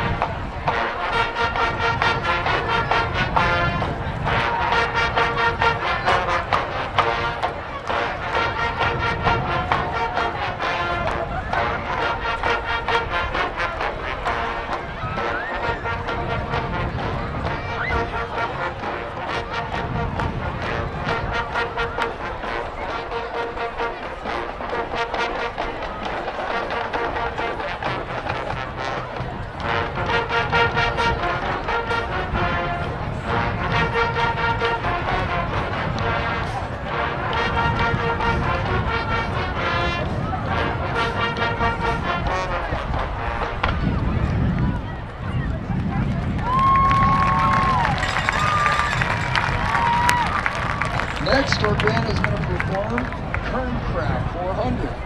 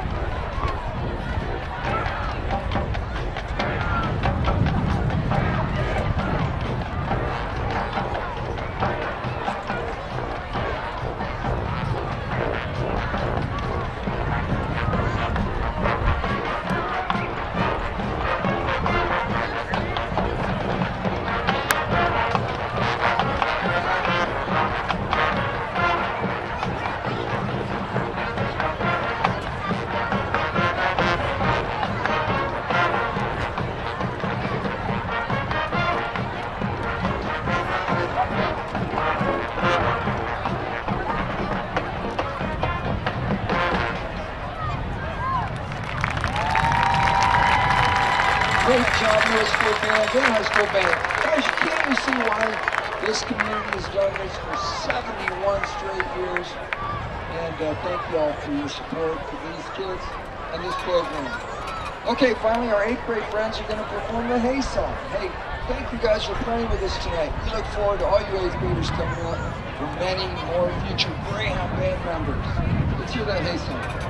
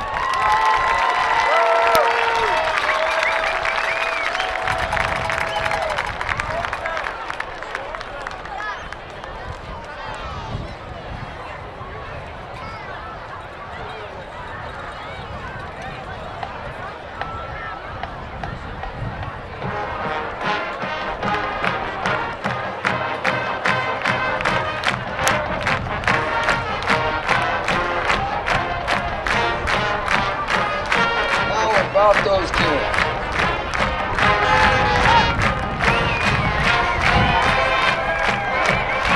And what a privilege it's been to watch your performance last spring. Congratulations. We can't wait to see what you do out there in the world.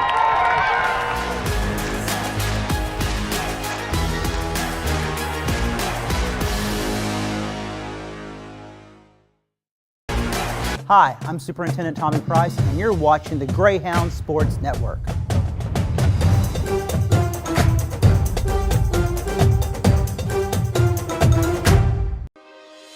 Hey, I got another one for you. And just look at the hole in this line. You could drive a truck right through there.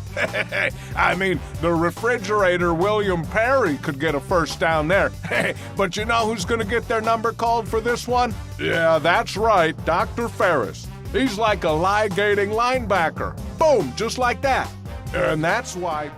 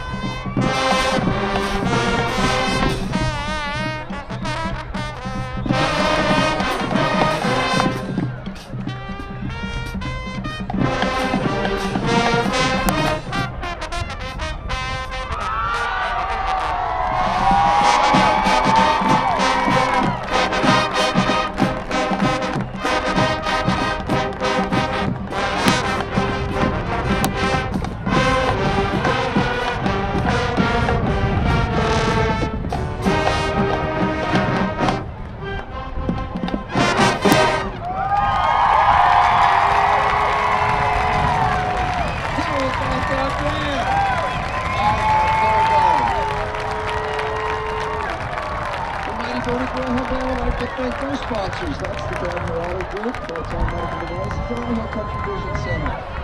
Also, big thanks to our principals, Mr. Shane Wilson, Mr. Belmont, and Drew, this is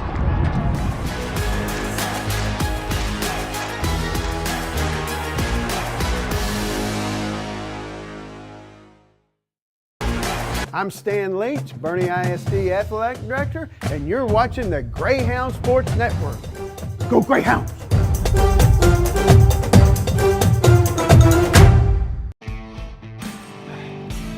The Dog and Pony Grill has been committed to the Boerne community for over 10 years. And in that time, we've grown. But we've always stayed true to our roots. Just like all of y'all. Live music, great food, and the most fun for all Greyhounds fans. Stop by today, or tomorrow is just fine with us.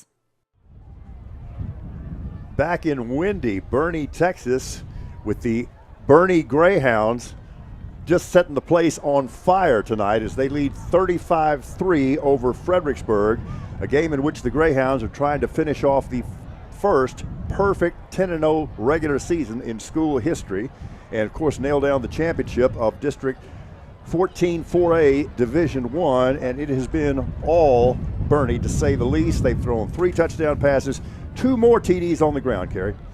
Yeah, and we're looking at some of the replays here. Here's Dement with one of the rushing touchdowns, number 18, and that was the draw play. Worked really well for them. And then we have TJ for 2 other touchdowns in the quarter. See, they fake it to 19, they throw to 18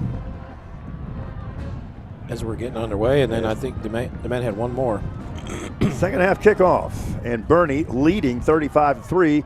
Gets the ball first because they wisely deferred after winning the coin toss prior to the start of the game. And the good thing for them, they'll have the win in the fourth quarter if that's an issue, if they need it.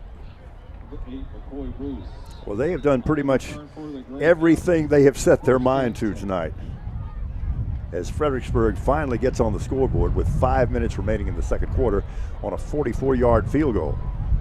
Greyhounds did slow down a little bit in that second. They only had one touchdown, and you know, I don't know if they lost intensity or the wind was the issue or what it was, but Fred got a few things going, and like you said, got on the board. Jackson Bays, the sophomore quarterback, with 3 touchdown passes tonight. He now has 36 on the year. Will throw on first down, complete left side, and out to about the 24-yard line, as trying to kick out of that tackle is Houston Hendricks. That's a good open field tackle by Siedenberger, the defensive back. You see number 6 coming in. He hits Hendricks low, knocks him down. If he doesn't make that tackle, Hendricks runs probably for a first down at least. As it was, it's virtually no gain. Bays on second down. What a wonderful catch that was. Oh my goodness, a leaping catch over the middle. And we'll see what kind of undershirt he's wearing so we can properly identify. But watch this catch. Yeah, that's Dement. That's Dement on the catch. What a game he's had, and what a versatile player he is. And he's got the first down out at the 40-yard line. It's a tough throw into the wind, but he goes for 16 and a first down. Houston Hendricks checks into the ball game for the Greyhounds. First and 10 from the 40, 4-man defensive front for the Billies. Bays throws right side, complete out to about the 45-yard line is where they're going to mark forward progress, and it'll be 2nd and 5. It looks like Dement again. We call his number a lot. And his name and number a lot tonight, number 18. Once again, that's Sam Seidenberger in coverage for Fredericksburg.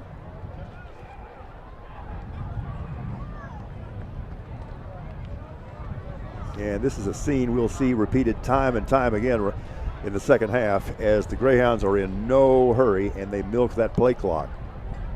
On second down, they throw it. Quick hitch route, going to be about a yard shy of a first down. It'll be 3rd and 1, just shy of midfield. And that's Brooks Perez with that catch. He had a big game last week against Somerset. 7 catches for 131 yards and a TD. 3rd and 1. Look at all those defenders in the box here, anticipating a running play. Play clock at 16. Running play indeed, but ball carrier is going to be stuck behind the line of scrimmage. Is going to lose 2, maybe even 3 yards as the Billies defense bows up there. And that was Dement, who's had a good game, like you said. But like you said, they had 7 men in the box. So with this win, I think they were kind of selling out for that run, and just really nowhere for Dement to go. And could go for it here. We'll see what they're going to do. They got the offense out there. It's 4th and 3.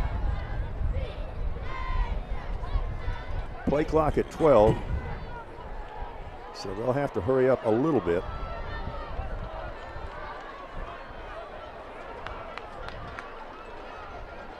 Running play all the way out of the Wildcat.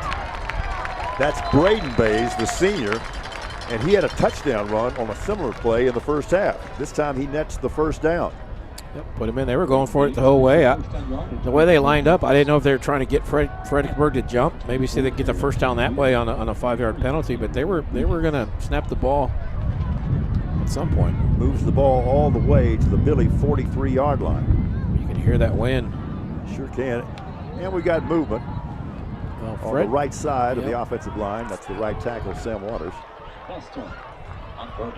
Fred jumped, but they're saying he got back.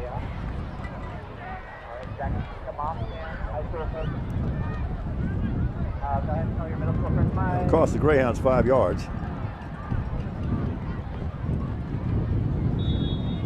So it'll be 1st and 15 from the Billy 48.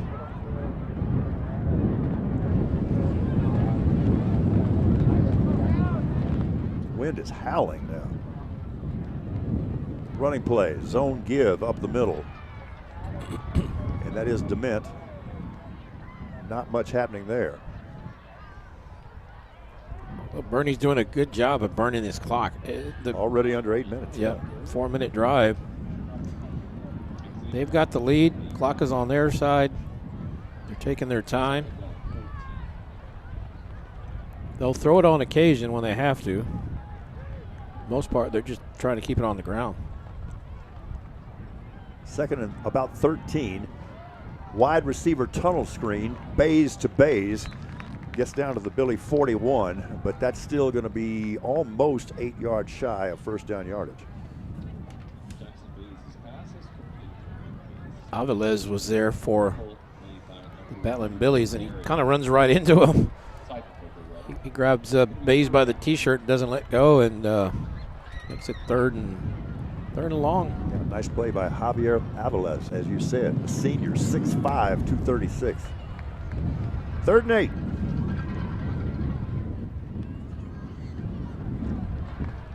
Play clock at 6. And they're going to milk it down and take a timeout. And we'll keep it right here. Timeout, Greyhounds. Tell me what your impressions have been about the Greyhound sophomore quarterback Jackson Bays and the way he has developed over the course of the season. I said earlier in the broadcast that sometimes it's hard for me to remember that he's a sophomore because he is in complete control out there. Well, you mentioned the interception thing, and that's one of the things you see in a young quarterback, especially first game on varsity. Speed's a little different, athlete's a little faster, a little bigger. And you got to remember last year they did bring him up, and he played some in the football. Played pretty well too. Yeah, in the playoffs he played. He played a little bit as a freshman. And that first game he threw 2 interceptions, which you mentioned, and I thought, okay, well there's a learning curve. And then after that he didn't throw one for a long time, so he learned pretty quick. And like we were talking about, he threw 2 interceptions in the first half of his first start at quarterback. And he has thrown exactly 2 more the rest of the season. Amazing. Yeah. Quick learner. 3rd and 8, has time. Deep ball, right side, receiver is separating, and the pass kind of leads him over his outside shoulder. It was intended for Houston Hendricks, and the wind may have played some tricks with that as well. Yeah, good spiral, though, into that wind. He got it up there. And talking to Jackson after that first game, he didn't seem fazed by any of it. Very mature. 4th down play from the pistol.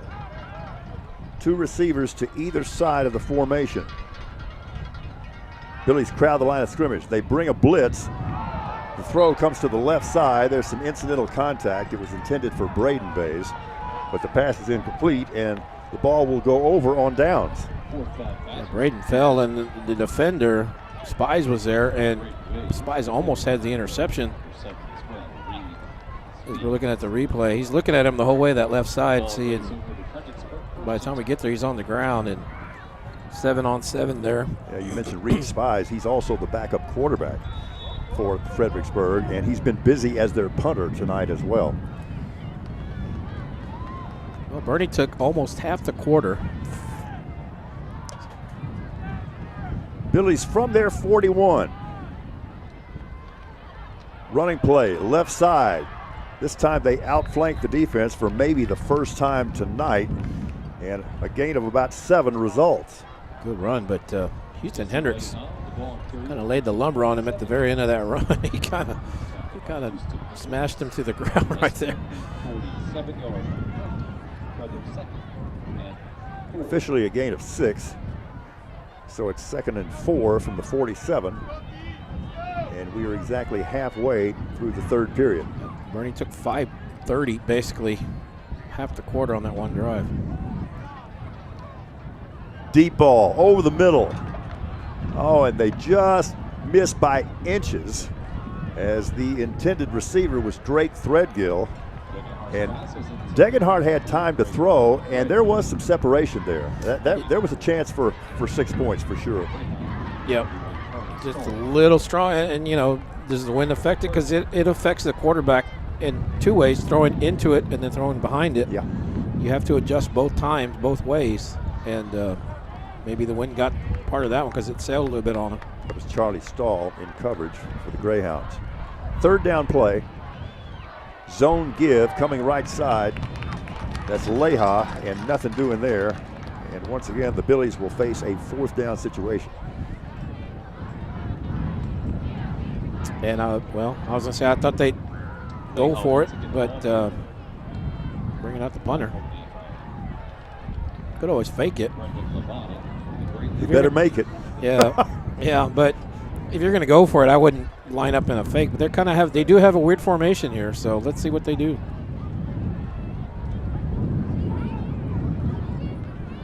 Like a swinging gate formation out of a punt. Nobody back for Boerne. Punt is away. Going to hit it about the 21-yard line and take a good Fredericksburg roll, and they will kill this inside the 10.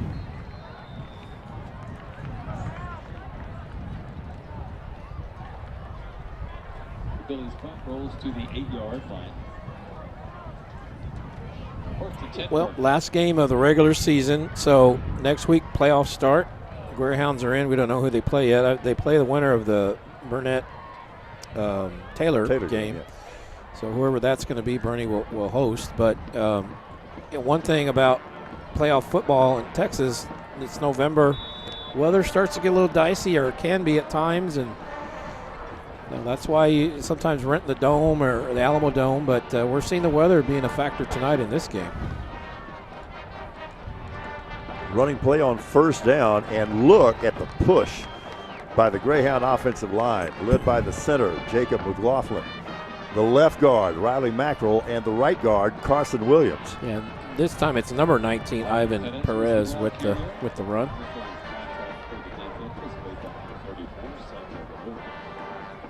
Second down, the run cracks out side the 15-yard line to about the 16, and the Greyhounds are going to need about 2 with third down coming up.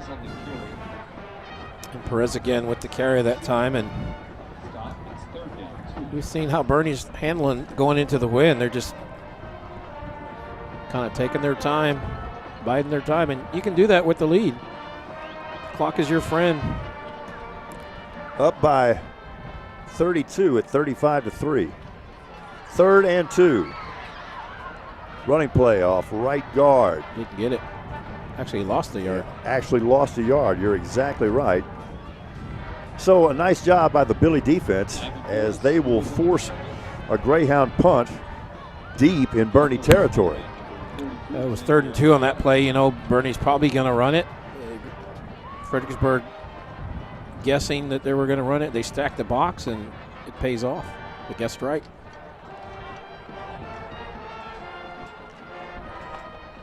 That's Houston Hendricks, the punter. There was some contact. I don't see a flag. Ball hits at about the 45-yard line and then takes a Boerne roll into Fredericksburg territory where it's killed at the 48. Houston Hendricks punt is down at the 48. Well, all the fireworks for Boerne were early in the game, first quarter basically. Yeah, it was really a disastrous start for Fredericksburg. Is on their first 2 possessions, they threw interceptions in their own territory, which Boerne quickly converted into 14 points. First down from the 48. Running play coming near side, and that is Sam Seidenberger on the carry, and that's a nice first down gain. Yeah, that might be their longest run of the night. Seidenberger a little slow to get up.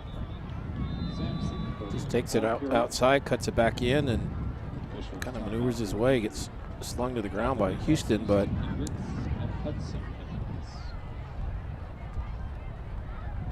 seems to be maybe favoring an ankle. He had a big game a week ago against JFK. He had 2 touchdown receptions.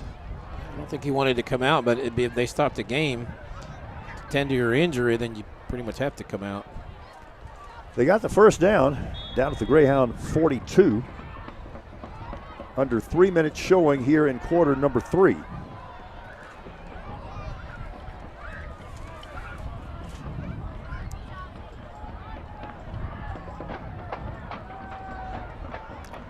from the two-back gun, running play, near side. Ball carrier hit behind the line of scrimmage, and that is just a heck of a defensive play by Javi Benavides. Just read that well. They're trying to go outside that run play that they just had, but Benavides is out there to beat him at the corner and say, you're not going to turn it upfield, and actually drops him for a 2-yard loss. Back to the 44, where it's second down.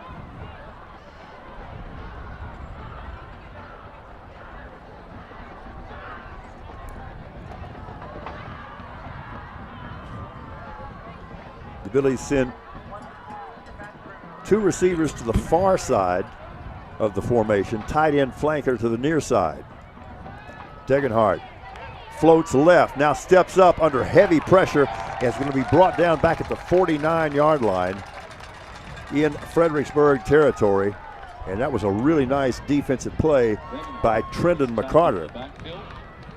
There's a few different Greyhounds, but yeah, Trendon gets there coming from the outside. You see him. Pocket collapses.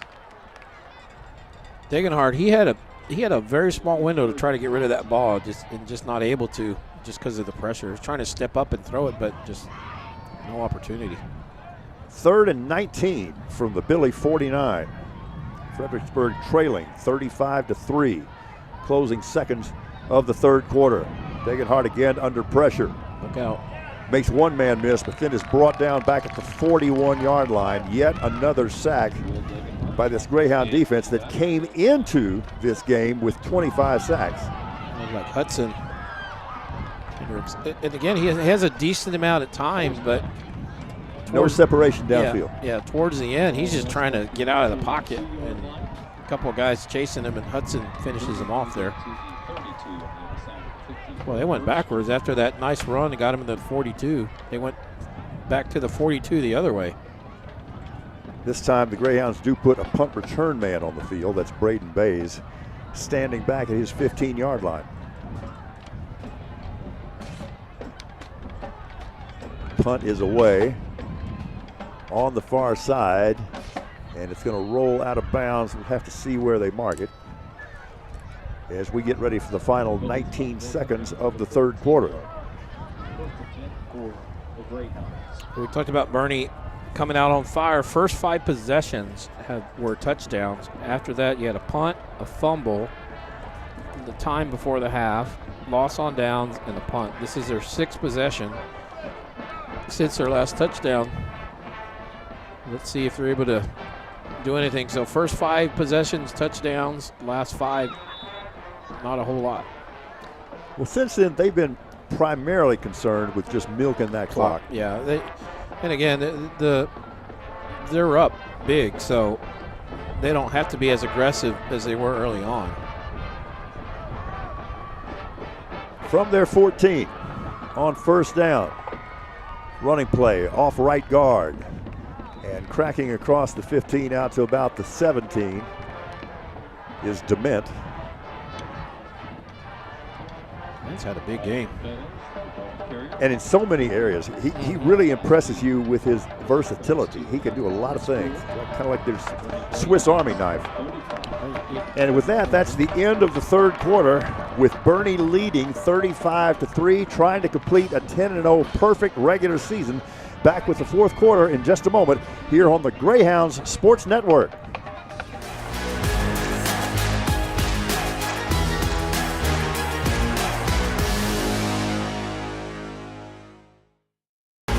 Hi, I'm Brian Benway, Boerne ISD Director of Communications, and you're watching the Greyhounds Sports Network. Let's go Hounds! Hi, I'm Scott, and I love Chick-fil-A nuggets because the flavor is unparalleled. As soon as you bite into them, you're in a happy place. The seasoning is perfect. Hey, I'm Giovanni, and a little thing I love about Chick-fil-A nuggets is that they're perfectly breaded. There's just that right amount of crisp. I don't know what they're doing in the kitchen, but it's pure magic. Back in Boerne for quarter number 4 as the Greyhounds trying to finish off a perfect regular season and a district championship. As As we start the fourth quarter, it's 2nd and 6. Pass play near side, and the pass is complete to Caleb Cloutier. Caleb Cloutier, reception. Well, and the wind's kind of changing direction. It's kind of swirling a little bit more now. It's not so much north to south, but Boerne does basically have it behind them. So we'll see. And right there they threw, so let's see if they go to the air a little bit more. That play completion did clear for the first down out at the 24-yard line. Running play. Ooh. Quickly into the secondary. What a burst across the 45 to the 46. And yeah, I'm pretty sure that's TJ DeMint. Yeah.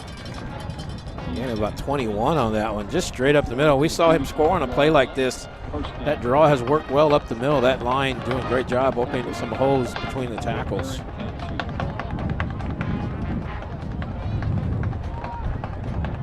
Clock rolling now, under 11 minutes. With the play clock at 17. We don't do a player of the game, but I think I would, if we had a vote like that, I think I'd vote for DeMint. Let's do one. Yeah, I'm with you. 2nd down run. Coming near side. That's a lot of hard work by a hard-working football player, the aforementioned TJ DeMint. Yep, just trying to get to the outside. You see him trying to string it. Kind of loses his balance right there, but he just keeps falling forward. He does a flip before he gets stopped.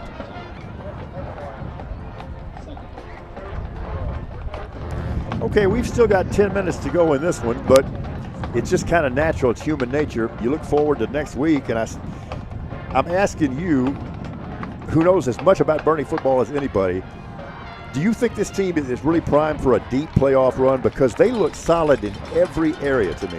Yeah, I believe so. And you don't control who you play in district. Obviously, the UIL decides that. But their non-district schedule was pretty good, I thought. Yeah, well, I agree. Gregory, Portland, they had some 5A schools. Flower Bluff, yeah. So they got tested both in non-district and district. So that was another completion to Cloutier for another first down. Line of scrimmage, the Fredericksburg 43. Running play on first down. DeMint again, and he is met solidly. Pretty nice play by inside linebacker Gary Seidenberger. I'll give him a couple, but yeah. DeMint comes out and Perez goes in. DeMint needs a break. In Boerne, you see a little bit more spark this quarter, I guess you could say. They're playing well. This is just kind of a guess on my part. You know, they got off to the big lead. They put 5 touchdowns on the board. They kind of pull their horns in a little bit. But just in the name of getting ready to play next week, I think you want one more scoring drive. Yeah, just something positive to end the game with. 2nd and 8. And the quarterback, Bays, is hit from behind. That's a loose ball as the referee throws his beanbag. And that is going to result in a turnover. That's a nice play by the guy we were just talking about, inside linebacker Gary Seidenberger.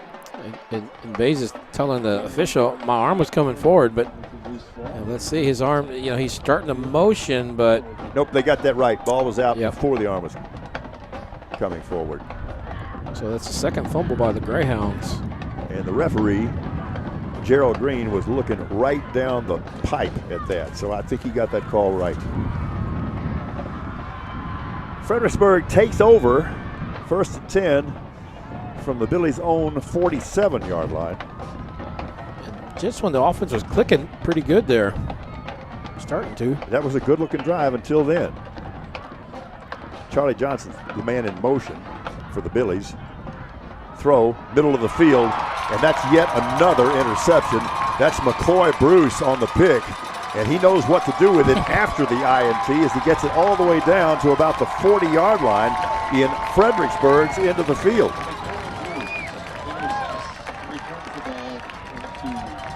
That's his second pick of the night, I believe. Correct. And his 3rd of the year.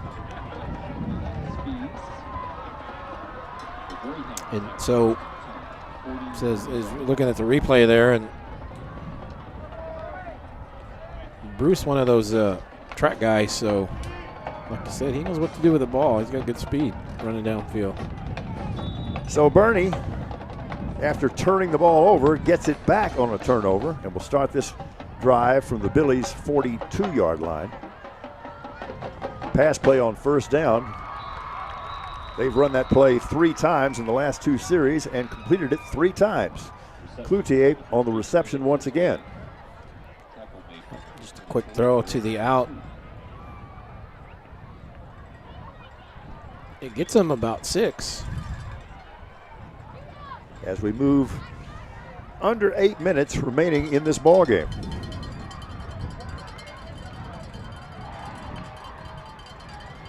Second and 4. With this offset eye look out of the gun. And that's the young man that's just been brought up to the varsity. Perez. Yeah. Did a good job. He got stood up, but he fought, got the first down. Sure did. Watch him hit, kind of get spun around right there, but he just keeps moving the legs, and he gets the first down he needed to get.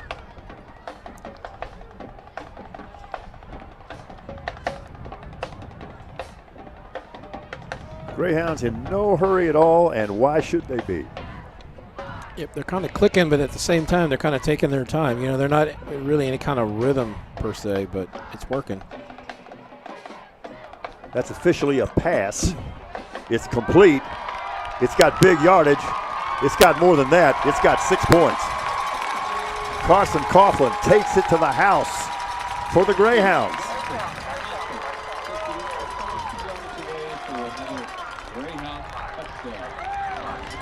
Well, he got a great block, Coughlin did, on that edge out there that kind of sprung him. Once he got that block, it was just him in the open field. It's basically a foot race. So the Greyhounds get the only points that have been scored by either team here in the second half. PAT is on its way, and with 6:53 remaining in the ball game, our score becomes Boerne 42, Fredericksburg 3. Back with the final 7 minutes in just a moment, right here on the Greyhounds Sports Network.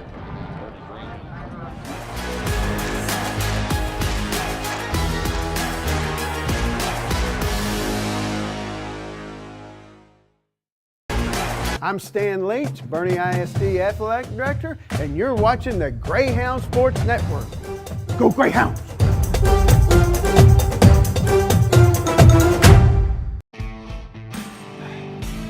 The Dog and Pony Grill has been committed to the Boerne community for over 10 years.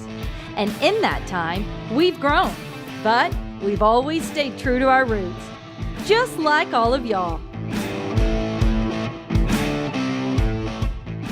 Live music, great food, and the most fun for all Greyhounds fans. Jackson Bays with his 37th touchdown pass of the season, his 4th of the night. This one on the completion to Carson Coughlin. 3 plays, 43-yard drive, took 1:32 off the clock. And I want to say on that play, Max Migliozzi, I think, had a great block that sprung him in that corner. Couldn't see exactly, but it looked like 24 Migliozzi. Gets him that nice block on that corner, and that springs him. Is the wind playing havoc? It is gusty. So Benavidez is going to have to kneel down and hold it. For the kicker, Joe Ballinger. What about lane integrity? See, because now he's got to get up and run. And spoken like a coach. His lane is vacant.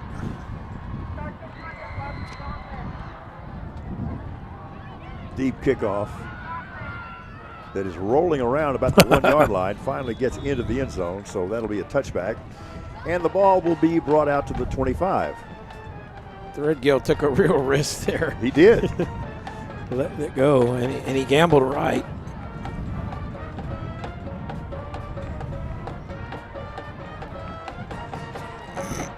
We'll see how Fredericksburg plays at this final 6:53, because down 42-3. Well, you know, look, obviously, Boerne's going to win the district championship, but this is not the end of the road for Fredericksburg. Right. And you got to get ready for next week.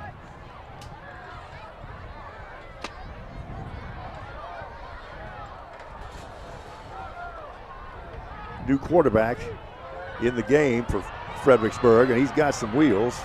And he is the junior quarterback, Reed Spies, who also has seen some action on defense tonight and has been very busy as the Billies punter.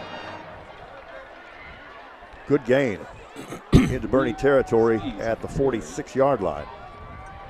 Yep, and Boerne may be moving players in and out as well.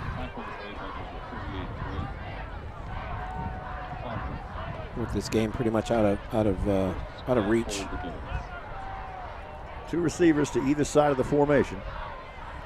The quarterback is the junior, Reed Spies. Keeps the ball, will not get back to the line of scrimmage. Going to lose about 2.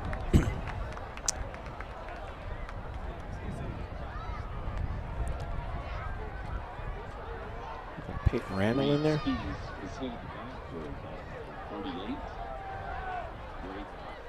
Officially a loss of 1. Back to the 47. We're at 2nd and 11. So one of the Boerne Fred games played here.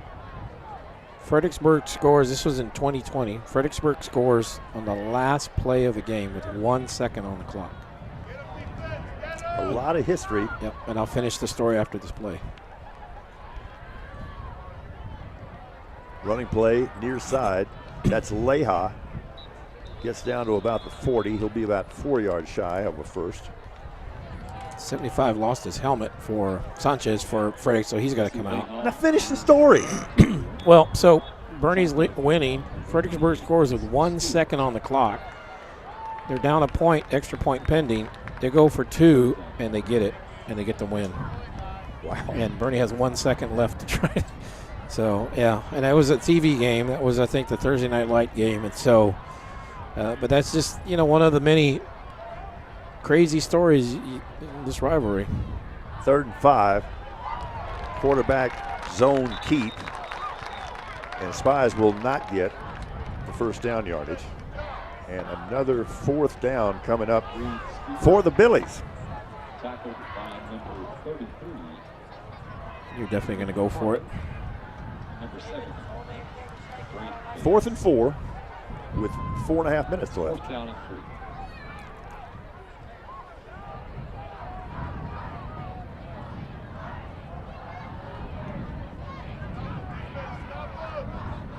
Wide receiver to the bottom of your screen is Drake Threadgill.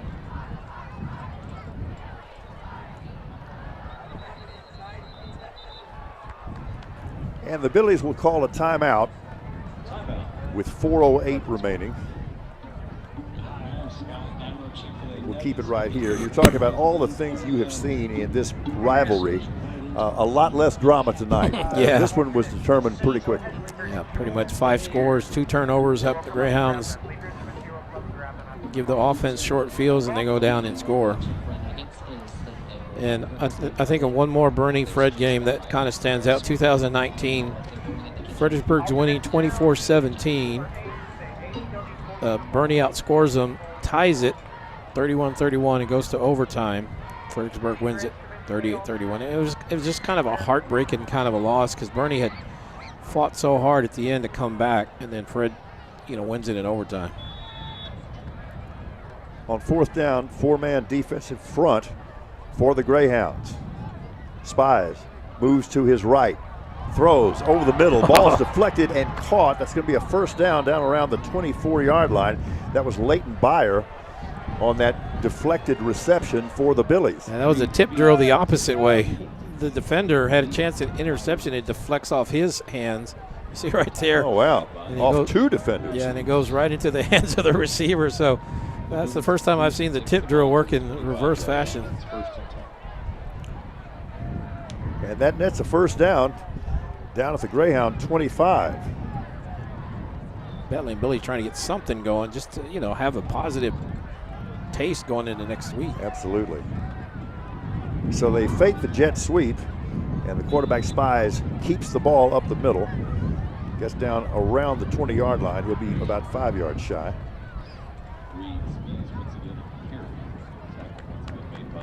Number 7.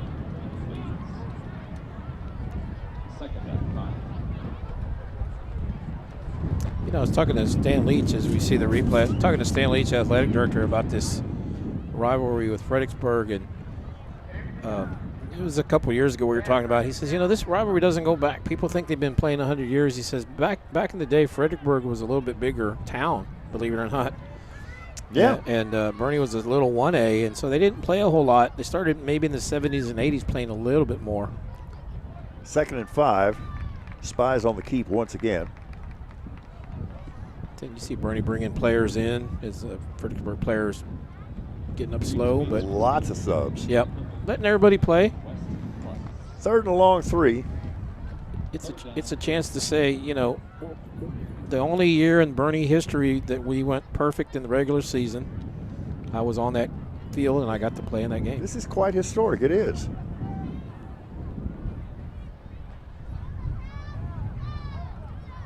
Leha's the motion man, and he takes the ball on the jet sweep and has the first down at around the 13-yard line. You think how hard that is to go 10-0.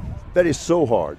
Well, just the fact that it's never happened in Boerne history. So, going on, you know, I don't know the exact number of years, but 80 years-ish, something like that. This Greyhound team this year has been remarkably consistent and always on point. What a great coaching job by Shea Hendricks. Yeah, and they're really good on both sides of the ball.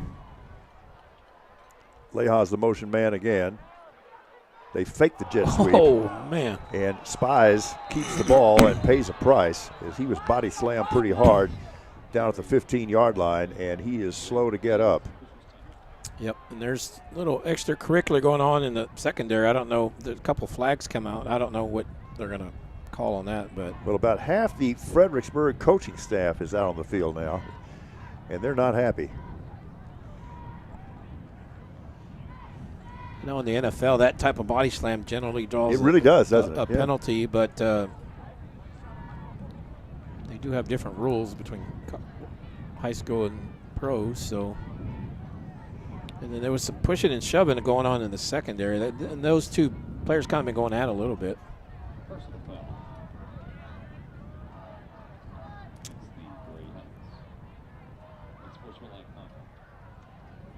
All right, so we've got offsetting penalties.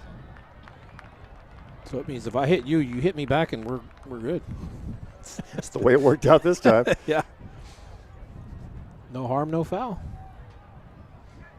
Or 2 fouls is no harm or something. So it's a first down at the 14-yard line. I don't know. After all of that. Yeah, I wonder if the body slam was the one on Boerne, and then the extracurricular in the secondary was the one on Fredericksburg. I don't know, but yeah. Okay, so after they do that, they mark it off, they move it back. It's actually a 2nd and 11 situation with the ball at the 15.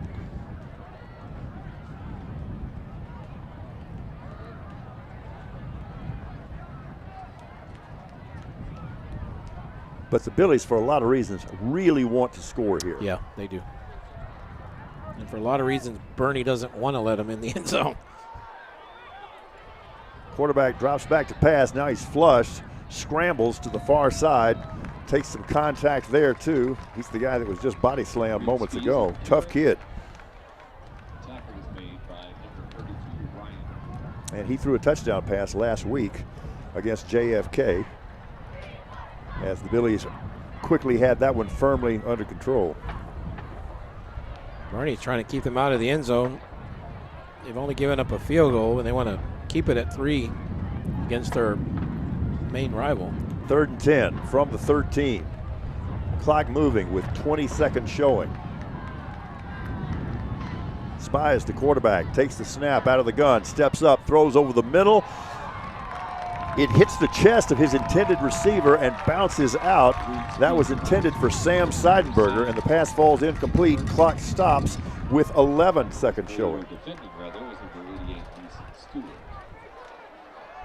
That Kind of rifled that He one did. in He there. ripped that.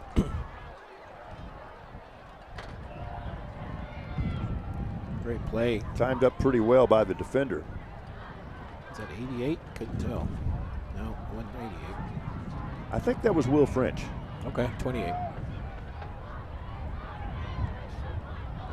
Oh. Pass is incomplete and almost intercepted. And that'll stop it with 5 seconds showing, but it's irrelevant in a sense because the ball goes over. Boom, he got popped. Braden Bays comes in, put Spies on the ground. Well, Kerry, this is historic. You know, we shouldn't lose sight of that. You mentioned the fact that it's just so darn hard to go 10-0. And not just because it's hard to get a team good enough to go 10-0, it's hard not to have a bad week. Yeah, you can't have a bad week to go perfect. And you know, you got to do well with injuries. And there's a lot that goes on a 10-week season. And to win every single one, that's why it's only happened once. And this is going to be it in Boerne history. There's the kneel down, 3, 2, 1, and that'll do it. Boerne, a perfect 10-0 for the first time in school history. And now, Kerry, they begin their second season. Yep, getting ready for the playoffs, and they're trying to drench Coach Hendricks a little bit. They're kind of throwing water bottle stuff at him. They didn't quite do the Gatorade dump, but yeah, the great start for the Greyhounds in this game. That was the key. Got him going, and they're able to kind of coast the rest of the way in a sense, just kind of burning clock, trying to get out of here and get ready for next week. So we'll check the playoff situation and scenarios for you. For the first round, the Greyhounds will likely play Burnett or maybe Taylor. So, we'll all find out together when we find out. But this is to be continued for the Boerne Greyhounds. Looking forward to round number 1 of the playoffs next week. And Fredericksburg still has a really good football team, and they have a lot more football to play. So a spectacular night for the Boerne Greyhounds as they force multiple turnovers, and their star sophomore quarterback Jackson Bays with 4 more touchdown passes. He now finishes the regular season with 37. It's been a good night for the Boerne Greyhounds. So for my partner, Kerry Barboza, and our team here at Wick Productions, my name is Paul Alexander, wishing you good night from windy Boerne.